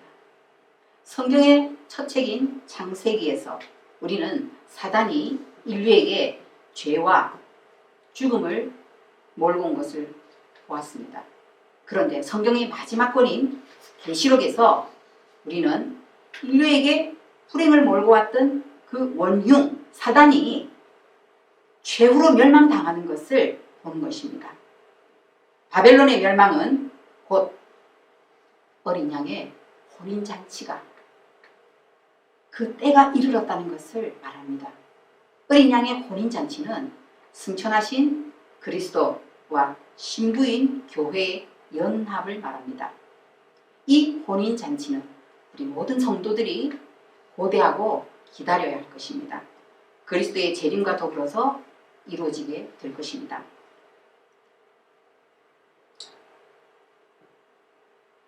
(21장) (22장에) 가면은 새 하늘과 새 땅이 나옵니다. 이것은 곧 마지막의 분리를 말합니다. 또 내가 새 하늘과 새 땅을 보니 처음 하늘과 처음 땅이 없어졌고 바다도 다시 있지 않더라. 또 내가 보매 거룩한 성 새 예루살렘이 하나님께로부터 하늘에서 내려오니 그 예비한 것이 신부가 남편을 위하여 단장한 것 같더라. 내가 들으니 보좌에서 큰 음성이 나서 가로되 보라 하나님의 장막이 사람들과 함께 있음에 하나님이 저희와 함께 거하시리니 저희는 하나님의 백성이 되고 하나님은 친히 저희와 함께 계셔서 할렐루야 할렐루야. 요한계시록은 인간의 역사에 대한 하나님의 계획을 요약합니다. 오래전 첫 창조에서 시작된 일들이 궁극적으로 새 창조에서 완성됨을 보여줍니다. 그것은 인간에게 하나님 나라 최초의 그 에덴을 잃고 쫓겨나게 만든 배후 세력인 사단을 멸하고 그 에덴의 회복, 곧 새 하늘과 새 땅인 하나님 나라의 완전한 회복을 말합니다. 창세기가 모든 기원을 말해주는 시작에 관한 책이라면 요한계시록은 완성에 관한 책입니다. 구속 역사의 완성, 하나님 나라의 온전한 회복, 에덴의 회복입니다. 요한계시록 21장, 22장은 죄와 타락이 존재하지 않는 새로운 창세기의 새 시대의 시작을 말씀하십니다. 역사의 종말은 심판에 있는 것이 아닙니다. 하나님 나라의 회복에 있는 것입니다. 더 이상 죄와 그 죄의 결과로 인한 고통 없는 새 하늘과 새 땅이 우리의 소망입니다. 이 소망을 견고하게 가지면 끝까지 인내하여 이기는 자로 새 하늘과 새 땅에 영원히 거하게 될 것입니다. 구원은 모든 관계가 회복되는 것입니다. 거기에는 도덕적인 재창조도 포함됩니다. 물질적인, 정신적인 재창조도 포함됩니다. 그렇기 때문에 정신병 없을 것입니다. 육체의 병이 더 이상 없을 것입니다. 또 온갖 슬픔과 고난도 다 사라지게 될 것입니다. 오직 의로움이 하나님의 백성을 다스릴 것입니다. 이리가 어린 양과 함께 누울 것입니다. 사막은 장미처럼 피어날 것입니다. 하늘에서 새 예루살렘 성이 하나님으로부터 하늘에서 내려온다는 것을 문자적으로 이해하면 됩니다. 그것은 하나님의 재창조 사역의 마무리 작업이면서 이 세상에서 생겨난 것이 아닌 나라를 수립한다는 뜻입니다. 하나님 나라는 하나님의 백성이 하나님과 인간과 세상과 진정한 관계를 갖게 되는 곳입니다. 이런 의미에서 그것은 하나님으로부터 온 처소며 하늘에서 온 성읍입니다. 이것이 새롭게 재창조된 땅의 중심부에 세워질 때 그것은 하나님의 처소가 사람들과 함께 있음을 의미합니다. 이래서 성경의 이야기는 에덴의 낙원에서 시작되었으며 다시 회복된 낙원인 하나님 나라에서 끝나는 것입니다. 하나님 나라의 완성과 그 충만함을 보여주는 이 마지막 장면에서 새롭게 된 만물을 통치하는 하나님의 보좌, 그 보좌에 앉아 계신 분은 바로 다름 아닌 어린 양이십니다. 그것은 사자로 상징되고 있는 하나님 나라의 다스림이 어린 양으로 상징되고 있는 그리스도의 고난을 통해서 이루어진다는 것입니다. 우리는 요한계시록 전체에 걸쳐서 하나님 나라의 전능한 다스림, 의의 통치의 진정한 근원인 바로 어린 양의 고난이 있다는 사실을 한시도 놓치지 말아야 됩니다. 하나님 나라와 그 영광으로 인해 그리스도의 위엄이 온전히 드러난 그 완성의 때도 죽임당하신 구속주 하나님의 어린 양, 바로 그 구속주 하나님을 영원히 경배할 것입니다. 하나님 나라는 어린 양의 고난을 통하여 이루어진 것이기 때문에 세상으로부터 죽임당하신 어린 양은 결코 잊혀질 수 없습니다. 하나님께서는 그리스도가 그 구속적인 사랑에 근거하여 하나님 나라를 다스리도록 그렇게 하셨습니다. 오직 그리스도 유일한 구원자, 삶과 죽음과 부활을 통해서 구속된 하나님의 자녀로 영원한 사랑의 관계를 갖는 것입니다. 이 하나님 나라가 완성된 그때 그곳에 어린 양이 임재해 계신 것은 우리가 받은 징의가 처음부터 끝까지 우리 구원의 보장이 된다는 것입니다. 이 최후 심판에도 우리에게 구원의 확증이 있게 되는 것은 바로 믿음으로 거룩담을 받는 바로 징입니다. 이 믿음이 과거, 현재, 미래 모든 죄들로부터 구속하여 심판으로부터 면제되게 합니다. 그 믿음은 끝까지 참고 견디는 바로 그 믿음에 이르게 할 것입니다. 우리는 시작부터 끝까지 누구를 바라봐야 됩니까? 예수 그리스도를 바라봐야 됩니다. 영원히 보좌에 앉아 계신 어린 양을 바라봐야 됩니다. 우리는 하늘에 계신 어린 양을 보면서 우리 매일매일의 삶을 살 뿐만 아니라 최후의 하나님 나라에 들어가게 되는 것은 바로 그 어떤 것이 아니라 오직 그분의 완전한 의로움으로 옷 입음으로서만 된다는 것을 우리는 한시도 잊어서는 안 됩니다. 계시록 21장 3절은요. 성경 전체의 메시지가 감추려져 있는 구절입니다. 이 언약과 구원의 역사 전체가 바로 이 말씀 속에 함축되어 있어요. 하나님의 장막이 사람들과 함께 있도다. 이 말씀 속에 언약 관계로 맺어진 구원을 말씀하십니다. 그것을 혼인이라는 이 주제로서 보여주십니다. 이 새하늘과 새 땅은 모든 싸움과 고난과 이 삶의 허무, 무의미함에 대한 해결입니다. 거기에는 하나님의 하나님과 인간의 창조된 질서의 모든 관계 간에 어떠한 부족함이 없습니다. 전혀 없습니다. 또 이 현재 세계의 특징인 모든 악은 다 제거되고 끝나는 것입니다. 믿는 자의 부활과 영화를 통해서 만물의 완전한 재창조 속에 들어가게 됩니다. 이것이 참된 소망입니다. 이 소망, 하나님과 성령에 의해서 믿는 자의 마음과 머릿속에 새겨진 이 소망으로 인해서 알파와 오메가, 우리의 믿음의 창조자 완성자이신 예수님을 계속 바라보게 되는 것입니다. 알파와 오메가는요, 헬라의 알파벳의 첫 자와 마지막 자입니다. 예수 그리스도는 처음이요 나중입니다. 시작과 끝이십니다. 모든 것이 되시는 것입니다. 그러니 우리는 그분을 계속 바라봐야 돼요. 다른 어떤 것이 아닙니다. 예수 그리스도를 계속적으로 바라볼 수 있는 이 영적인 이 시선을 절대로 놓쳐서는 안 됩니다. 이 소망 가운데 있는 사람은요, 세상에서 유명해지기를 바라기보다는 무명하더라도 하나님이 아시는 그런 자가 되기를 원하는 것입니다. 세상에 볼 때는 보잘 것이 없고 평범해 보이지만은 하나님께는 특별한 자가 되기를 바라는 것입니다. 하나님께는 아들 예수 그리스도의 가치로 여겨지기를 바라는 것입니다. 예, 그 가치로 여겨지고 있다는 사실을 깨닫게 된 자는 것입니다.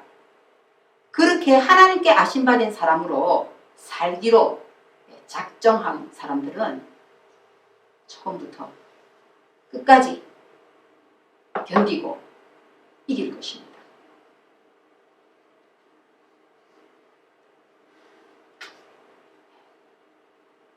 이루었도다. 어디서 하신 말씀입니까? 예수님께서 십자가에서 하신 말씀이에요. 이루었도다. 또 그 말씀을 여기서 하십니다. 이루었도다. 이 말씀이 너무도 감격스럽습니다. 성경 66권은 창조주 하나님께서 시작하셨고 구원과 심판의 하나님께서 완성하시는 전 과정을 보여줍니다. 요한계시록은 바로 그 성경 66권의 결론의 책입니다. 계시록의 서론인 2장, 3장에서 7교회에게 이기라, 이기라, 이기는 자 계속 이기라고 말씀하셨는데 계시록의 이 결론 부분인 계시록 21장 7절에서 거룩한 성 새 예루살렘이 하나님께로부터 하늘에서 내려오는 것을 보여주신 후에 마지막으로 우리에게 끝까지 죽기까지 믿음으로 이기라고 말씀하십니다. 이기는 자는 이것들을 상속으로 받으리라. 나는 그의 하나님이 되고 그는 내 아들이 되리라. 내 딸이 되리라. 할렐루야. 요한계시록이 증가하는 예수 그리스도는 알파와 오메가. 이제도 있고 전에도 있었고 장차 올 자요 전능한 자라. 이루었도다. 나는 알파와 오메가요 처음과 나중이라. 내가 생명수 샘물로 목마른 자에게 값없이 주리니. 나는 알파와 오메가요 처음과 나중이요 시작과 끝이라. 계시록의 처음 부분과 마지막 부분에서 동일하게 알파와 오메가를 말씀하십니다.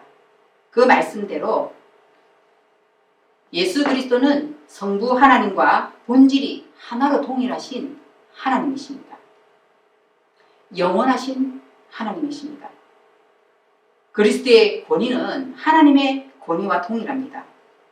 예수 그리스도는 창조주, 구속주, 그리고 심판주이십니다. 모든 주권, 권세, 힘, 능력 갖고 계십니다. 영광과 찬송과 경배를 받기에 합당하십니다. 그래서 모든 피조물은 모든 무릎을 예수 그리스도의 이름에 꿇고 모든 입으로 예수 그리스도를 주라 시인하여 하나님 아버지께 영광을 돌려야 합니다. 예수 그리스도가 영원하신 하나님이시기 때문에 예수 그리스도께서 행하신 복음의 사역, 그 복음도 영원한 복음입니다. 그리고 우리의 구원도 영원한 것입니다.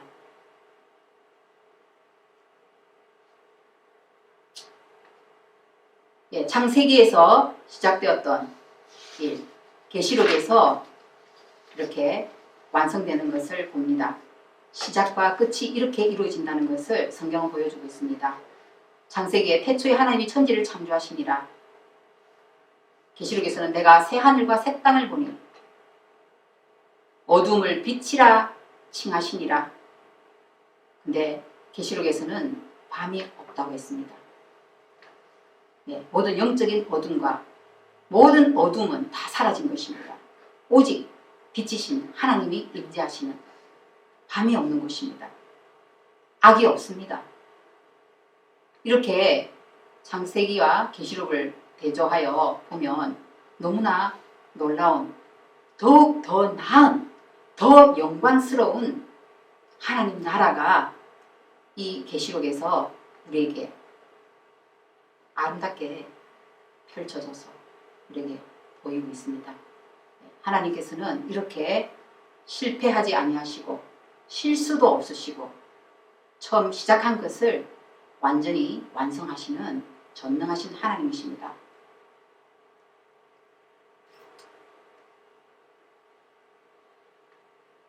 요한계시록 15장 5절에서 8절을 보면은 이제 그 마지막에 나오는 성전에 대해서 하늘에 있는 장막 성전이 나타나는 것을 볼 수가 있습니다. 이 장막 성전은 하나님이 이스라엘 백성에게 허락하신 성막의 원형이에요. 하나님은 광야의 이스라엘 백성이 죄를 지으면은 제물을 가지고 성막에 와서 속죄 제사를 드려서 죄 사함을 받게 하셨습니다.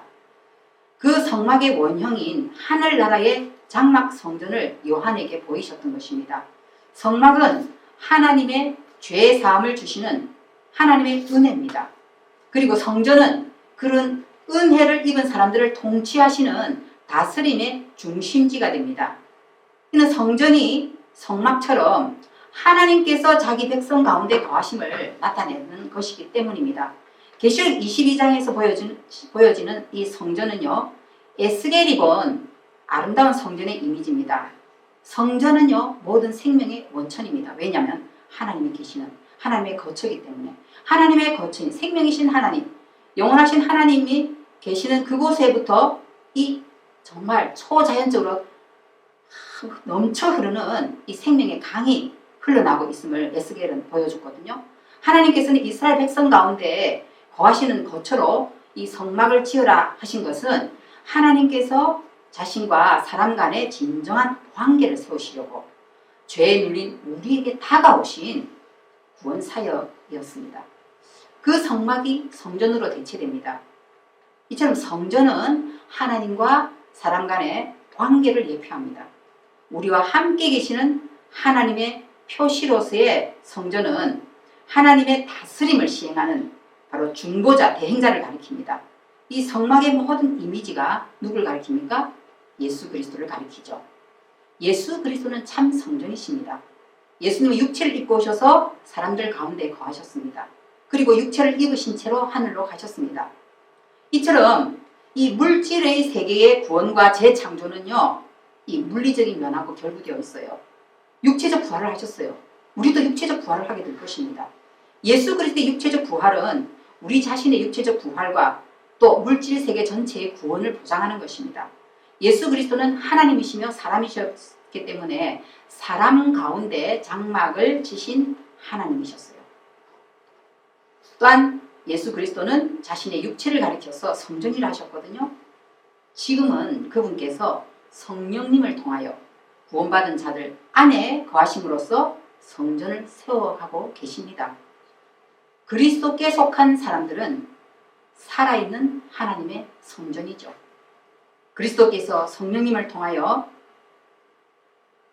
안에 거하시기 때문입니다. 이런 놀라운 존재입니다. 구원은 정말 놀라운 것입니다. 네. 계시록의 첫 구절에 예수 그리스도의 계시라는 말씀으로 시작하셔서 이제 자신의 말씀과 성령으로서 교회를 가운데서 교회들 가운데 다스리시는 이 부활하셔서 영광스럽게 되신 그리스도께서 이 계시의 저자심을 선포하셨지요. 계시록 1장 3절에 뭐라고 되어 있습니까? 이 예언의 말씀을 읽는 자와 듣는 자들과 그 가운데 기록한 것을 지키는 자들이 복이 있나니 때가 가까우니라 하셨습니다.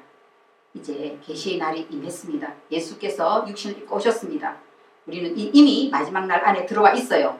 복음은 이미 우리를 마지막 날 안에 들어오게 했습니다.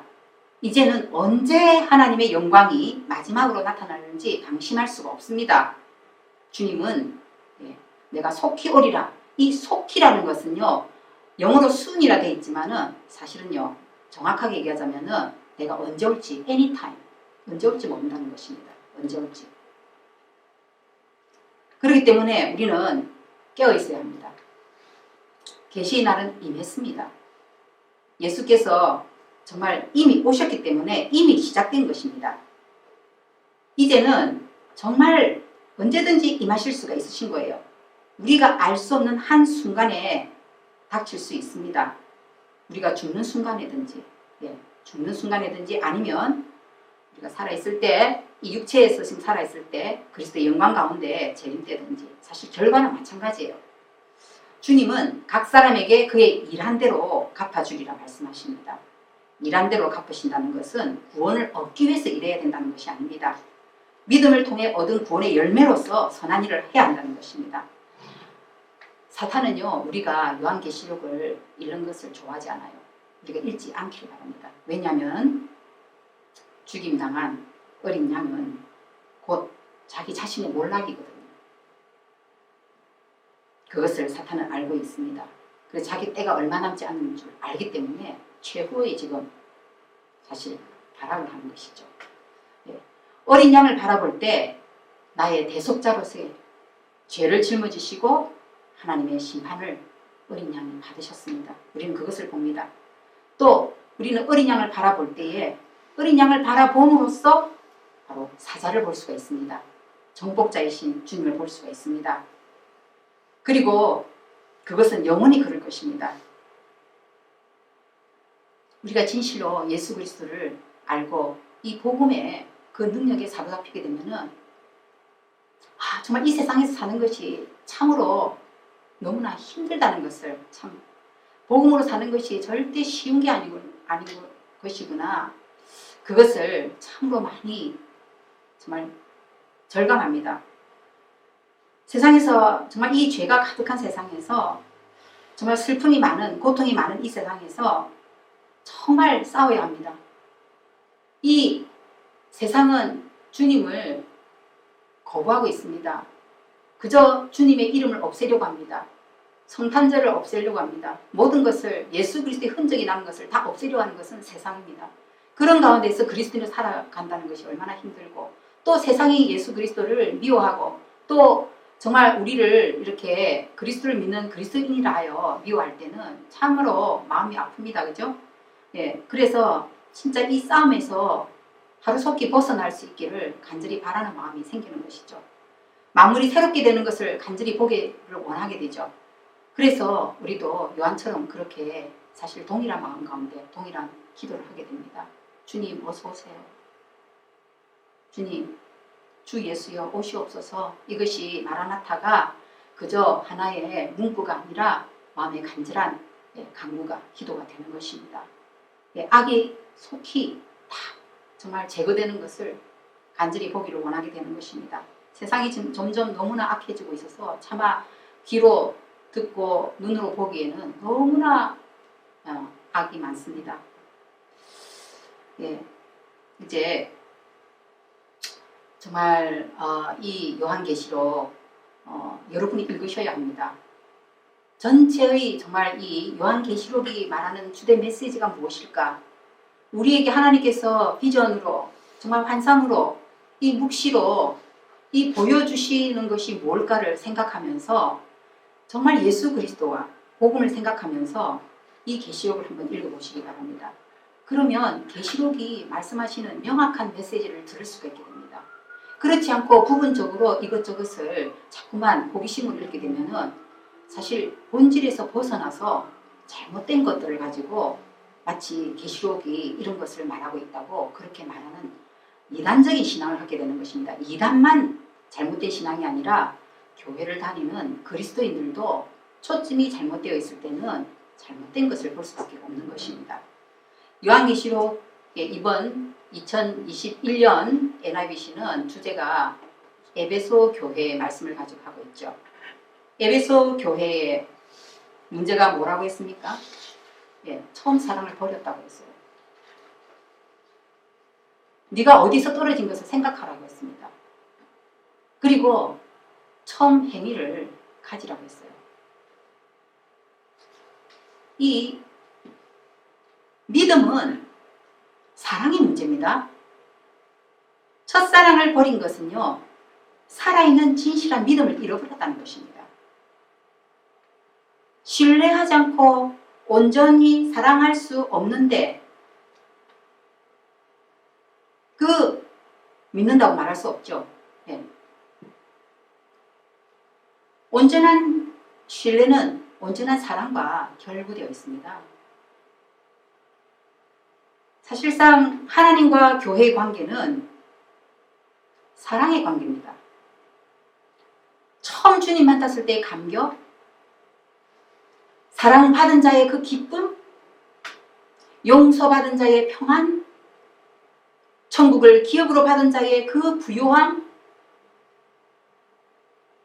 하나님 나라를 위한 일꾼으로 부름 받은 자의 사명감, 그리고 내가 네가 어디로 가든지 내가 너와 함께 한다는, 평생 함께 하시겠다는 이 주님께 대한 믿음, 이런 기쁨과 이 확신은 그리스도의 사랑으로 말미암은 선물들이에요.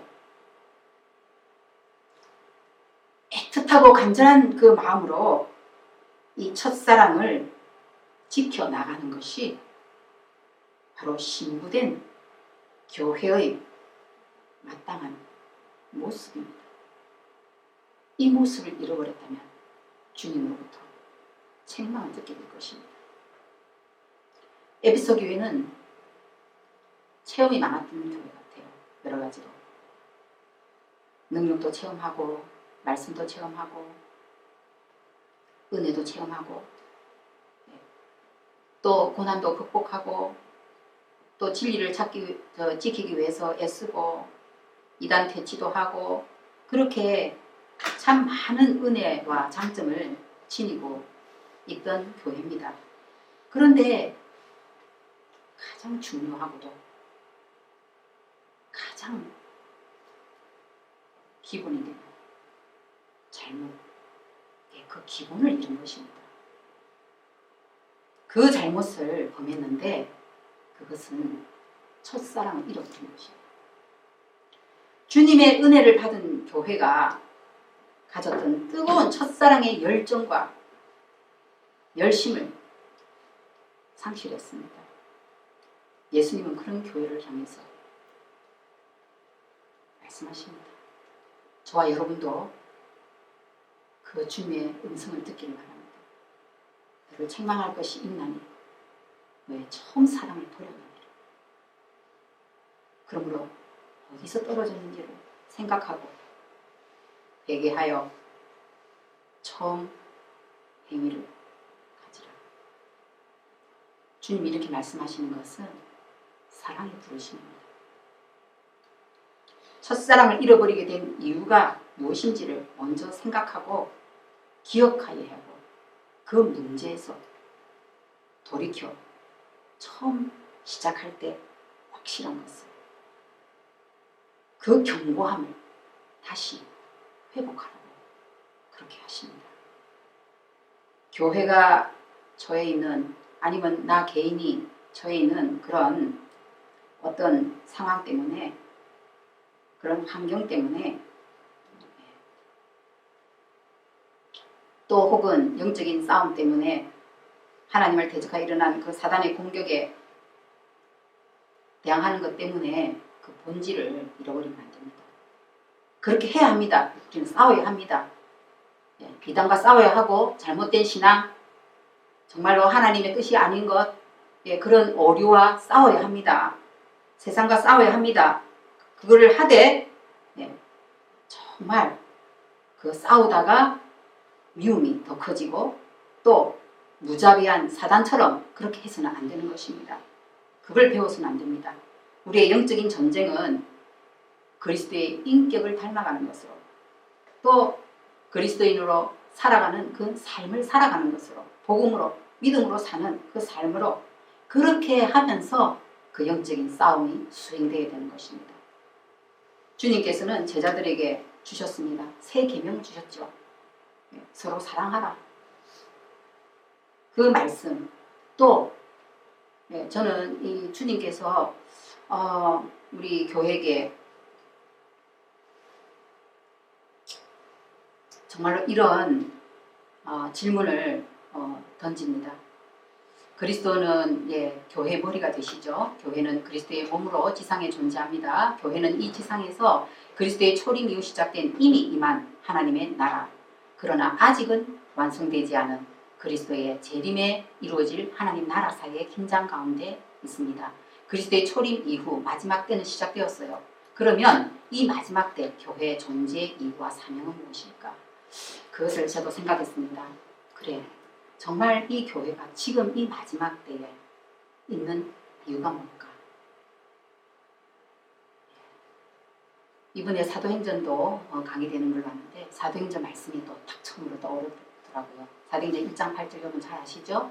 네, 오직 너에게 성령이 임하시면 너희가 권능을 받고 예루살렘과 온 유대와 사마리아와 땅끝까지 이르러 내 증인이 되리라. 땅끝까지 복음이 전해지면 그제야 끝이 오리라 하셨어요. 예수님께서. 그렇습니다. 우리의 교회의 사명은요. 정말로 이 복음을 전해야 됩니다. 예수 그리스도를 증거해야 됩니다. 예수 그리스도를 증거한다는 것은요. 정말 우리의 말로서도 또 삶으로서도 몸으로서도 해야 하는 것입니다. 그런데 그 복음의 핵인 바로 사랑을 그 사랑의 능력을 잃게 된다면 우리는 복음을 효력 있게 능력 있게 그렇게 전하지 못할 것입니다. 처음 사랑을 회복하고 처음 행위를 가지고 서로 사랑하라는 새 계명 그 계명을 우리가 믿음으로 주님을 사랑하기 때문에 순종함으로 그렇게 하게 된다면 정말 자연적으로 바로 그 대위임령 땅끝까지 복음을 증가하는 그 위임령을 이루게 될 것입니다. 그래서 이 새 계명 하나님의 계명과 예수 그리스도를 증거하는 것은 별개의 것이 아닙니다. 동전의 양면처럼 하나로 정말 우리에게 있어야 할 복음 안에서 우리가 견지해야 할 정말 하나님을 또 받아서 그것을 잃지 아니하고 가져야 할 바로 그러한 복음의 능력인 것입니다. 사랑도 복음의 능력입니다. 예수 그리스도를 증거하는 것도 복음의 능력입니다. 복음의 능력을 잃어버린 교회는 더 이상 교회로서의 생명력이 없는 것입니다. 저는 이번에 저희 교회에서는 SCA라고 성경으로 하나님 말씀을 이렇게 가르치고 아이들에게 한글을 가르치고 또 이렇게 미술도 가르치며 하는 학교가 있는데요. 거기에서 성막을 했었습니다. 그런데 그걸 다 하고 난 뒤에 외부의 어느 한 분이 우리 거기에 참여를 해서 다 이렇게 보게 되었는데 뭐라고 하는가 하면은 제가 좀 나누게 했는데 바로 여기에서 이 교회에서 하나님의 말씀에 정말 순종하여 살려고 애쓰는 사람들을 보았어요. 저는 그것이 너무나 저에게 힘이 되고 위로가 되고 격려가 되었습니다. 마치 그분의 입을 통해서 하나님께서 우리에게 우리 교회에 주시는 말씀과 같이 그렇게 들렸습니다. 말씀대로 순종하여 살려고 애쓰는 사람들 애쓴다는 게 뭡니까? 싸운다는 것입니다. 그렇게 살려고 사랑은 수고를 하는 것입니다. 하나님을 사랑할 때 우리는 수고가 힘들지 않고 아깝지가 않은 것입니다. 소망이 있을 때 인내하게 되는 것입니다. 하나님 나라 예수 그리스도의 소망이 견고하게 있을 때 보는 것은 다가 아니야. 보는 게 다 아닙니다, 여러분. 보는 것은 정말로 일부일 뿐입니다. 보이지 않는 영적인 그러나 이 모든 보이는 것은 이 나타나는 것으로 말미암아 된 것이 아니라 하나님의 말씀으로 창조되었다고 했습니다. 마찬가지로 하나님 나라는 하나님이 약속하신 말씀대로 요한계시록을 통해서 우리에게 보여주시는 그 말씀대로 하나님이 행하십니다. 왜? 하나님은 말씀하신 것을 반드시 이루시는 시작과 끝이십니다. 완성을 하시는 분이십니다. 바로 그분이 우리에게 우리의 죄를 위하여 오신 예수 그리스도이시기 때문에 이것이 반드시 이루어질 것을 확실하게 믿는 것입니다. 우리는 소망 가운데서 인내를 해야 됩니다.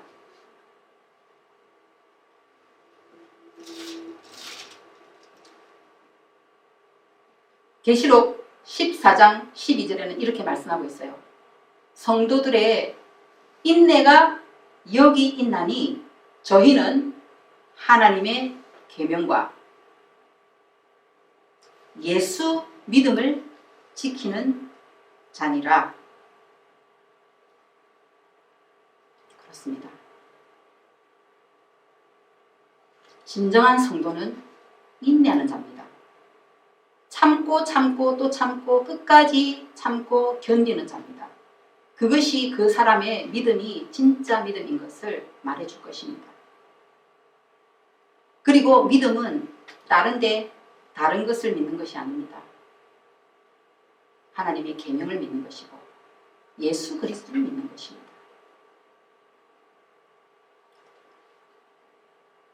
우리가 처음 사랑을 잃지 않고 그 처음 사랑을 회복하고 그 처음 사랑을 가지고 그 처음에 그 행위를 하게 된다면 그 사랑 안에서 모든 것을 이루게 될 것입니다.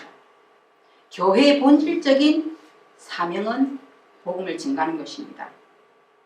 그것은 또한 교회의 궁극적인 승리를 보장하고 승리를 갖고 오게 될 것입니다.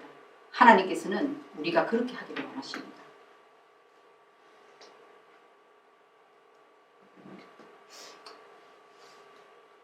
이 계시록이 워낙 전체를 다 이렇게 결론으로 하기 때문에 어떤 부분은 정말 이렇게 더 자세히 나누고 싶어도 그냥 스킵을 했습니다. 그렇다고 해서 그 부분이 없는 건 아니에요. 여러분들이 정말 책을 읽고 또 읽어야 됩니다. 저는 항상 그것을 생각을 합니다. 이 어거스틴이 회심했던 것, 회개했던 것, 그리고 그가 진정한 새 사람으로 거듭났던 것은요, 딴 것에 있지 않았습니다. 바로 어거스틴이 자신의 그 정말 죄악으로 가득한 자신을 정말 알게 되고 보게 되고 그 가운데서 정말 절망 가운데 있을 때에 하나님께서 그에게 은혜를 베풀어 주었습니다. 성경을 이렇게 그때도 갖고 있었는데 이렇게 성경을 펴고 있었는데 어디선가 노래소리가 들려옵니다. 아이들의 노래소리 같습니다. 그 책을 집어서 들고 읽으라고 했습니다. 요한에게도 하나님의 말씀에 그 책을 들고 먹으라고 했습니다. 예, 성경을 그렇게 먹어야 됩니다. 성경을 이렇게 정말 들고 읽고 묵상하고 그러면서 먹어야 됩니다. 저는 여러분에게 계시록 전체를 이렇게 해서 아웃라인, 어떻게 보면은 어떤 맥을 이렇게 짚어서 한 것이지 그 하나하나를 다 여러분에게 한 게 아닙니다. 시간적으로 정말 굉장히 부족하거든요. 여러분은 계시록을 읽고 오셨으리라고 믿지만 이걸 마친 후에도 정말 읽으시기 바랍니다. 읽어서 여러분이 먹으시기 바랍니다. 그리고 하나님께서 주시는 제 목소리가 아닌 성령의 음성을 들으시기 바랍니다. 간접적으로 들은 사람과 직접 들은 사람은 그게 힘이 달라요. 예수 그리스도에 대하여 아는 사람과 예수 그리스도를 아는 사람은 다릅니다. 예수 그리스도의 인격적인 만남이 있는 사람은 증거할 수 있어요. 어느 때든지. 왜? 그는 직접 요한처럼 보고 듣고 만진 바기 때문에 증거할 수 있는 증거자가 될 수 있습니다. 증인이 될 수 있습니다. 이 계시록에서도 계속해서 증거가 나오는 거예요. 증거하는 사람이 이기는 것입니다. 그런 증거자들, 그런 증인들이 되기 바랍니다. 증인의 뜻이 뭐라고 했습니까? 순교자. 죽기까지 하시면은 이기게 되어 있습니다. 죽음이 끝이 아니에요. 죽음. 하나님께서는 정말 영원한 하나님의 나라를 우리를 위하여 예배해 두셨습니다. 예수 그리스도께서는 내가 가서 처소를 예비한다고 하셨어요. 그리고 오신다고 하셨어요. 주님은 처소를 예비하고 그렇게 오십니다. 정말 그렇게 우리의 믿음을 정말 끝까지 견고하게 지킬 수 있기를. 그 지키는 길은 하나님 말씀을 붙들어야죠. 예수 그리스도를 바라봐야죠. 정말 내 마음의 눈이 예수 그리스도를 항상 바라볼 수 있도록 그렇게 되기를 바랍니다. 저와 여러분이 그렇게 되기를 간절히 바랍니다. 기도하겠습니다. 하나님 아버지 은혜를 감사드립니다.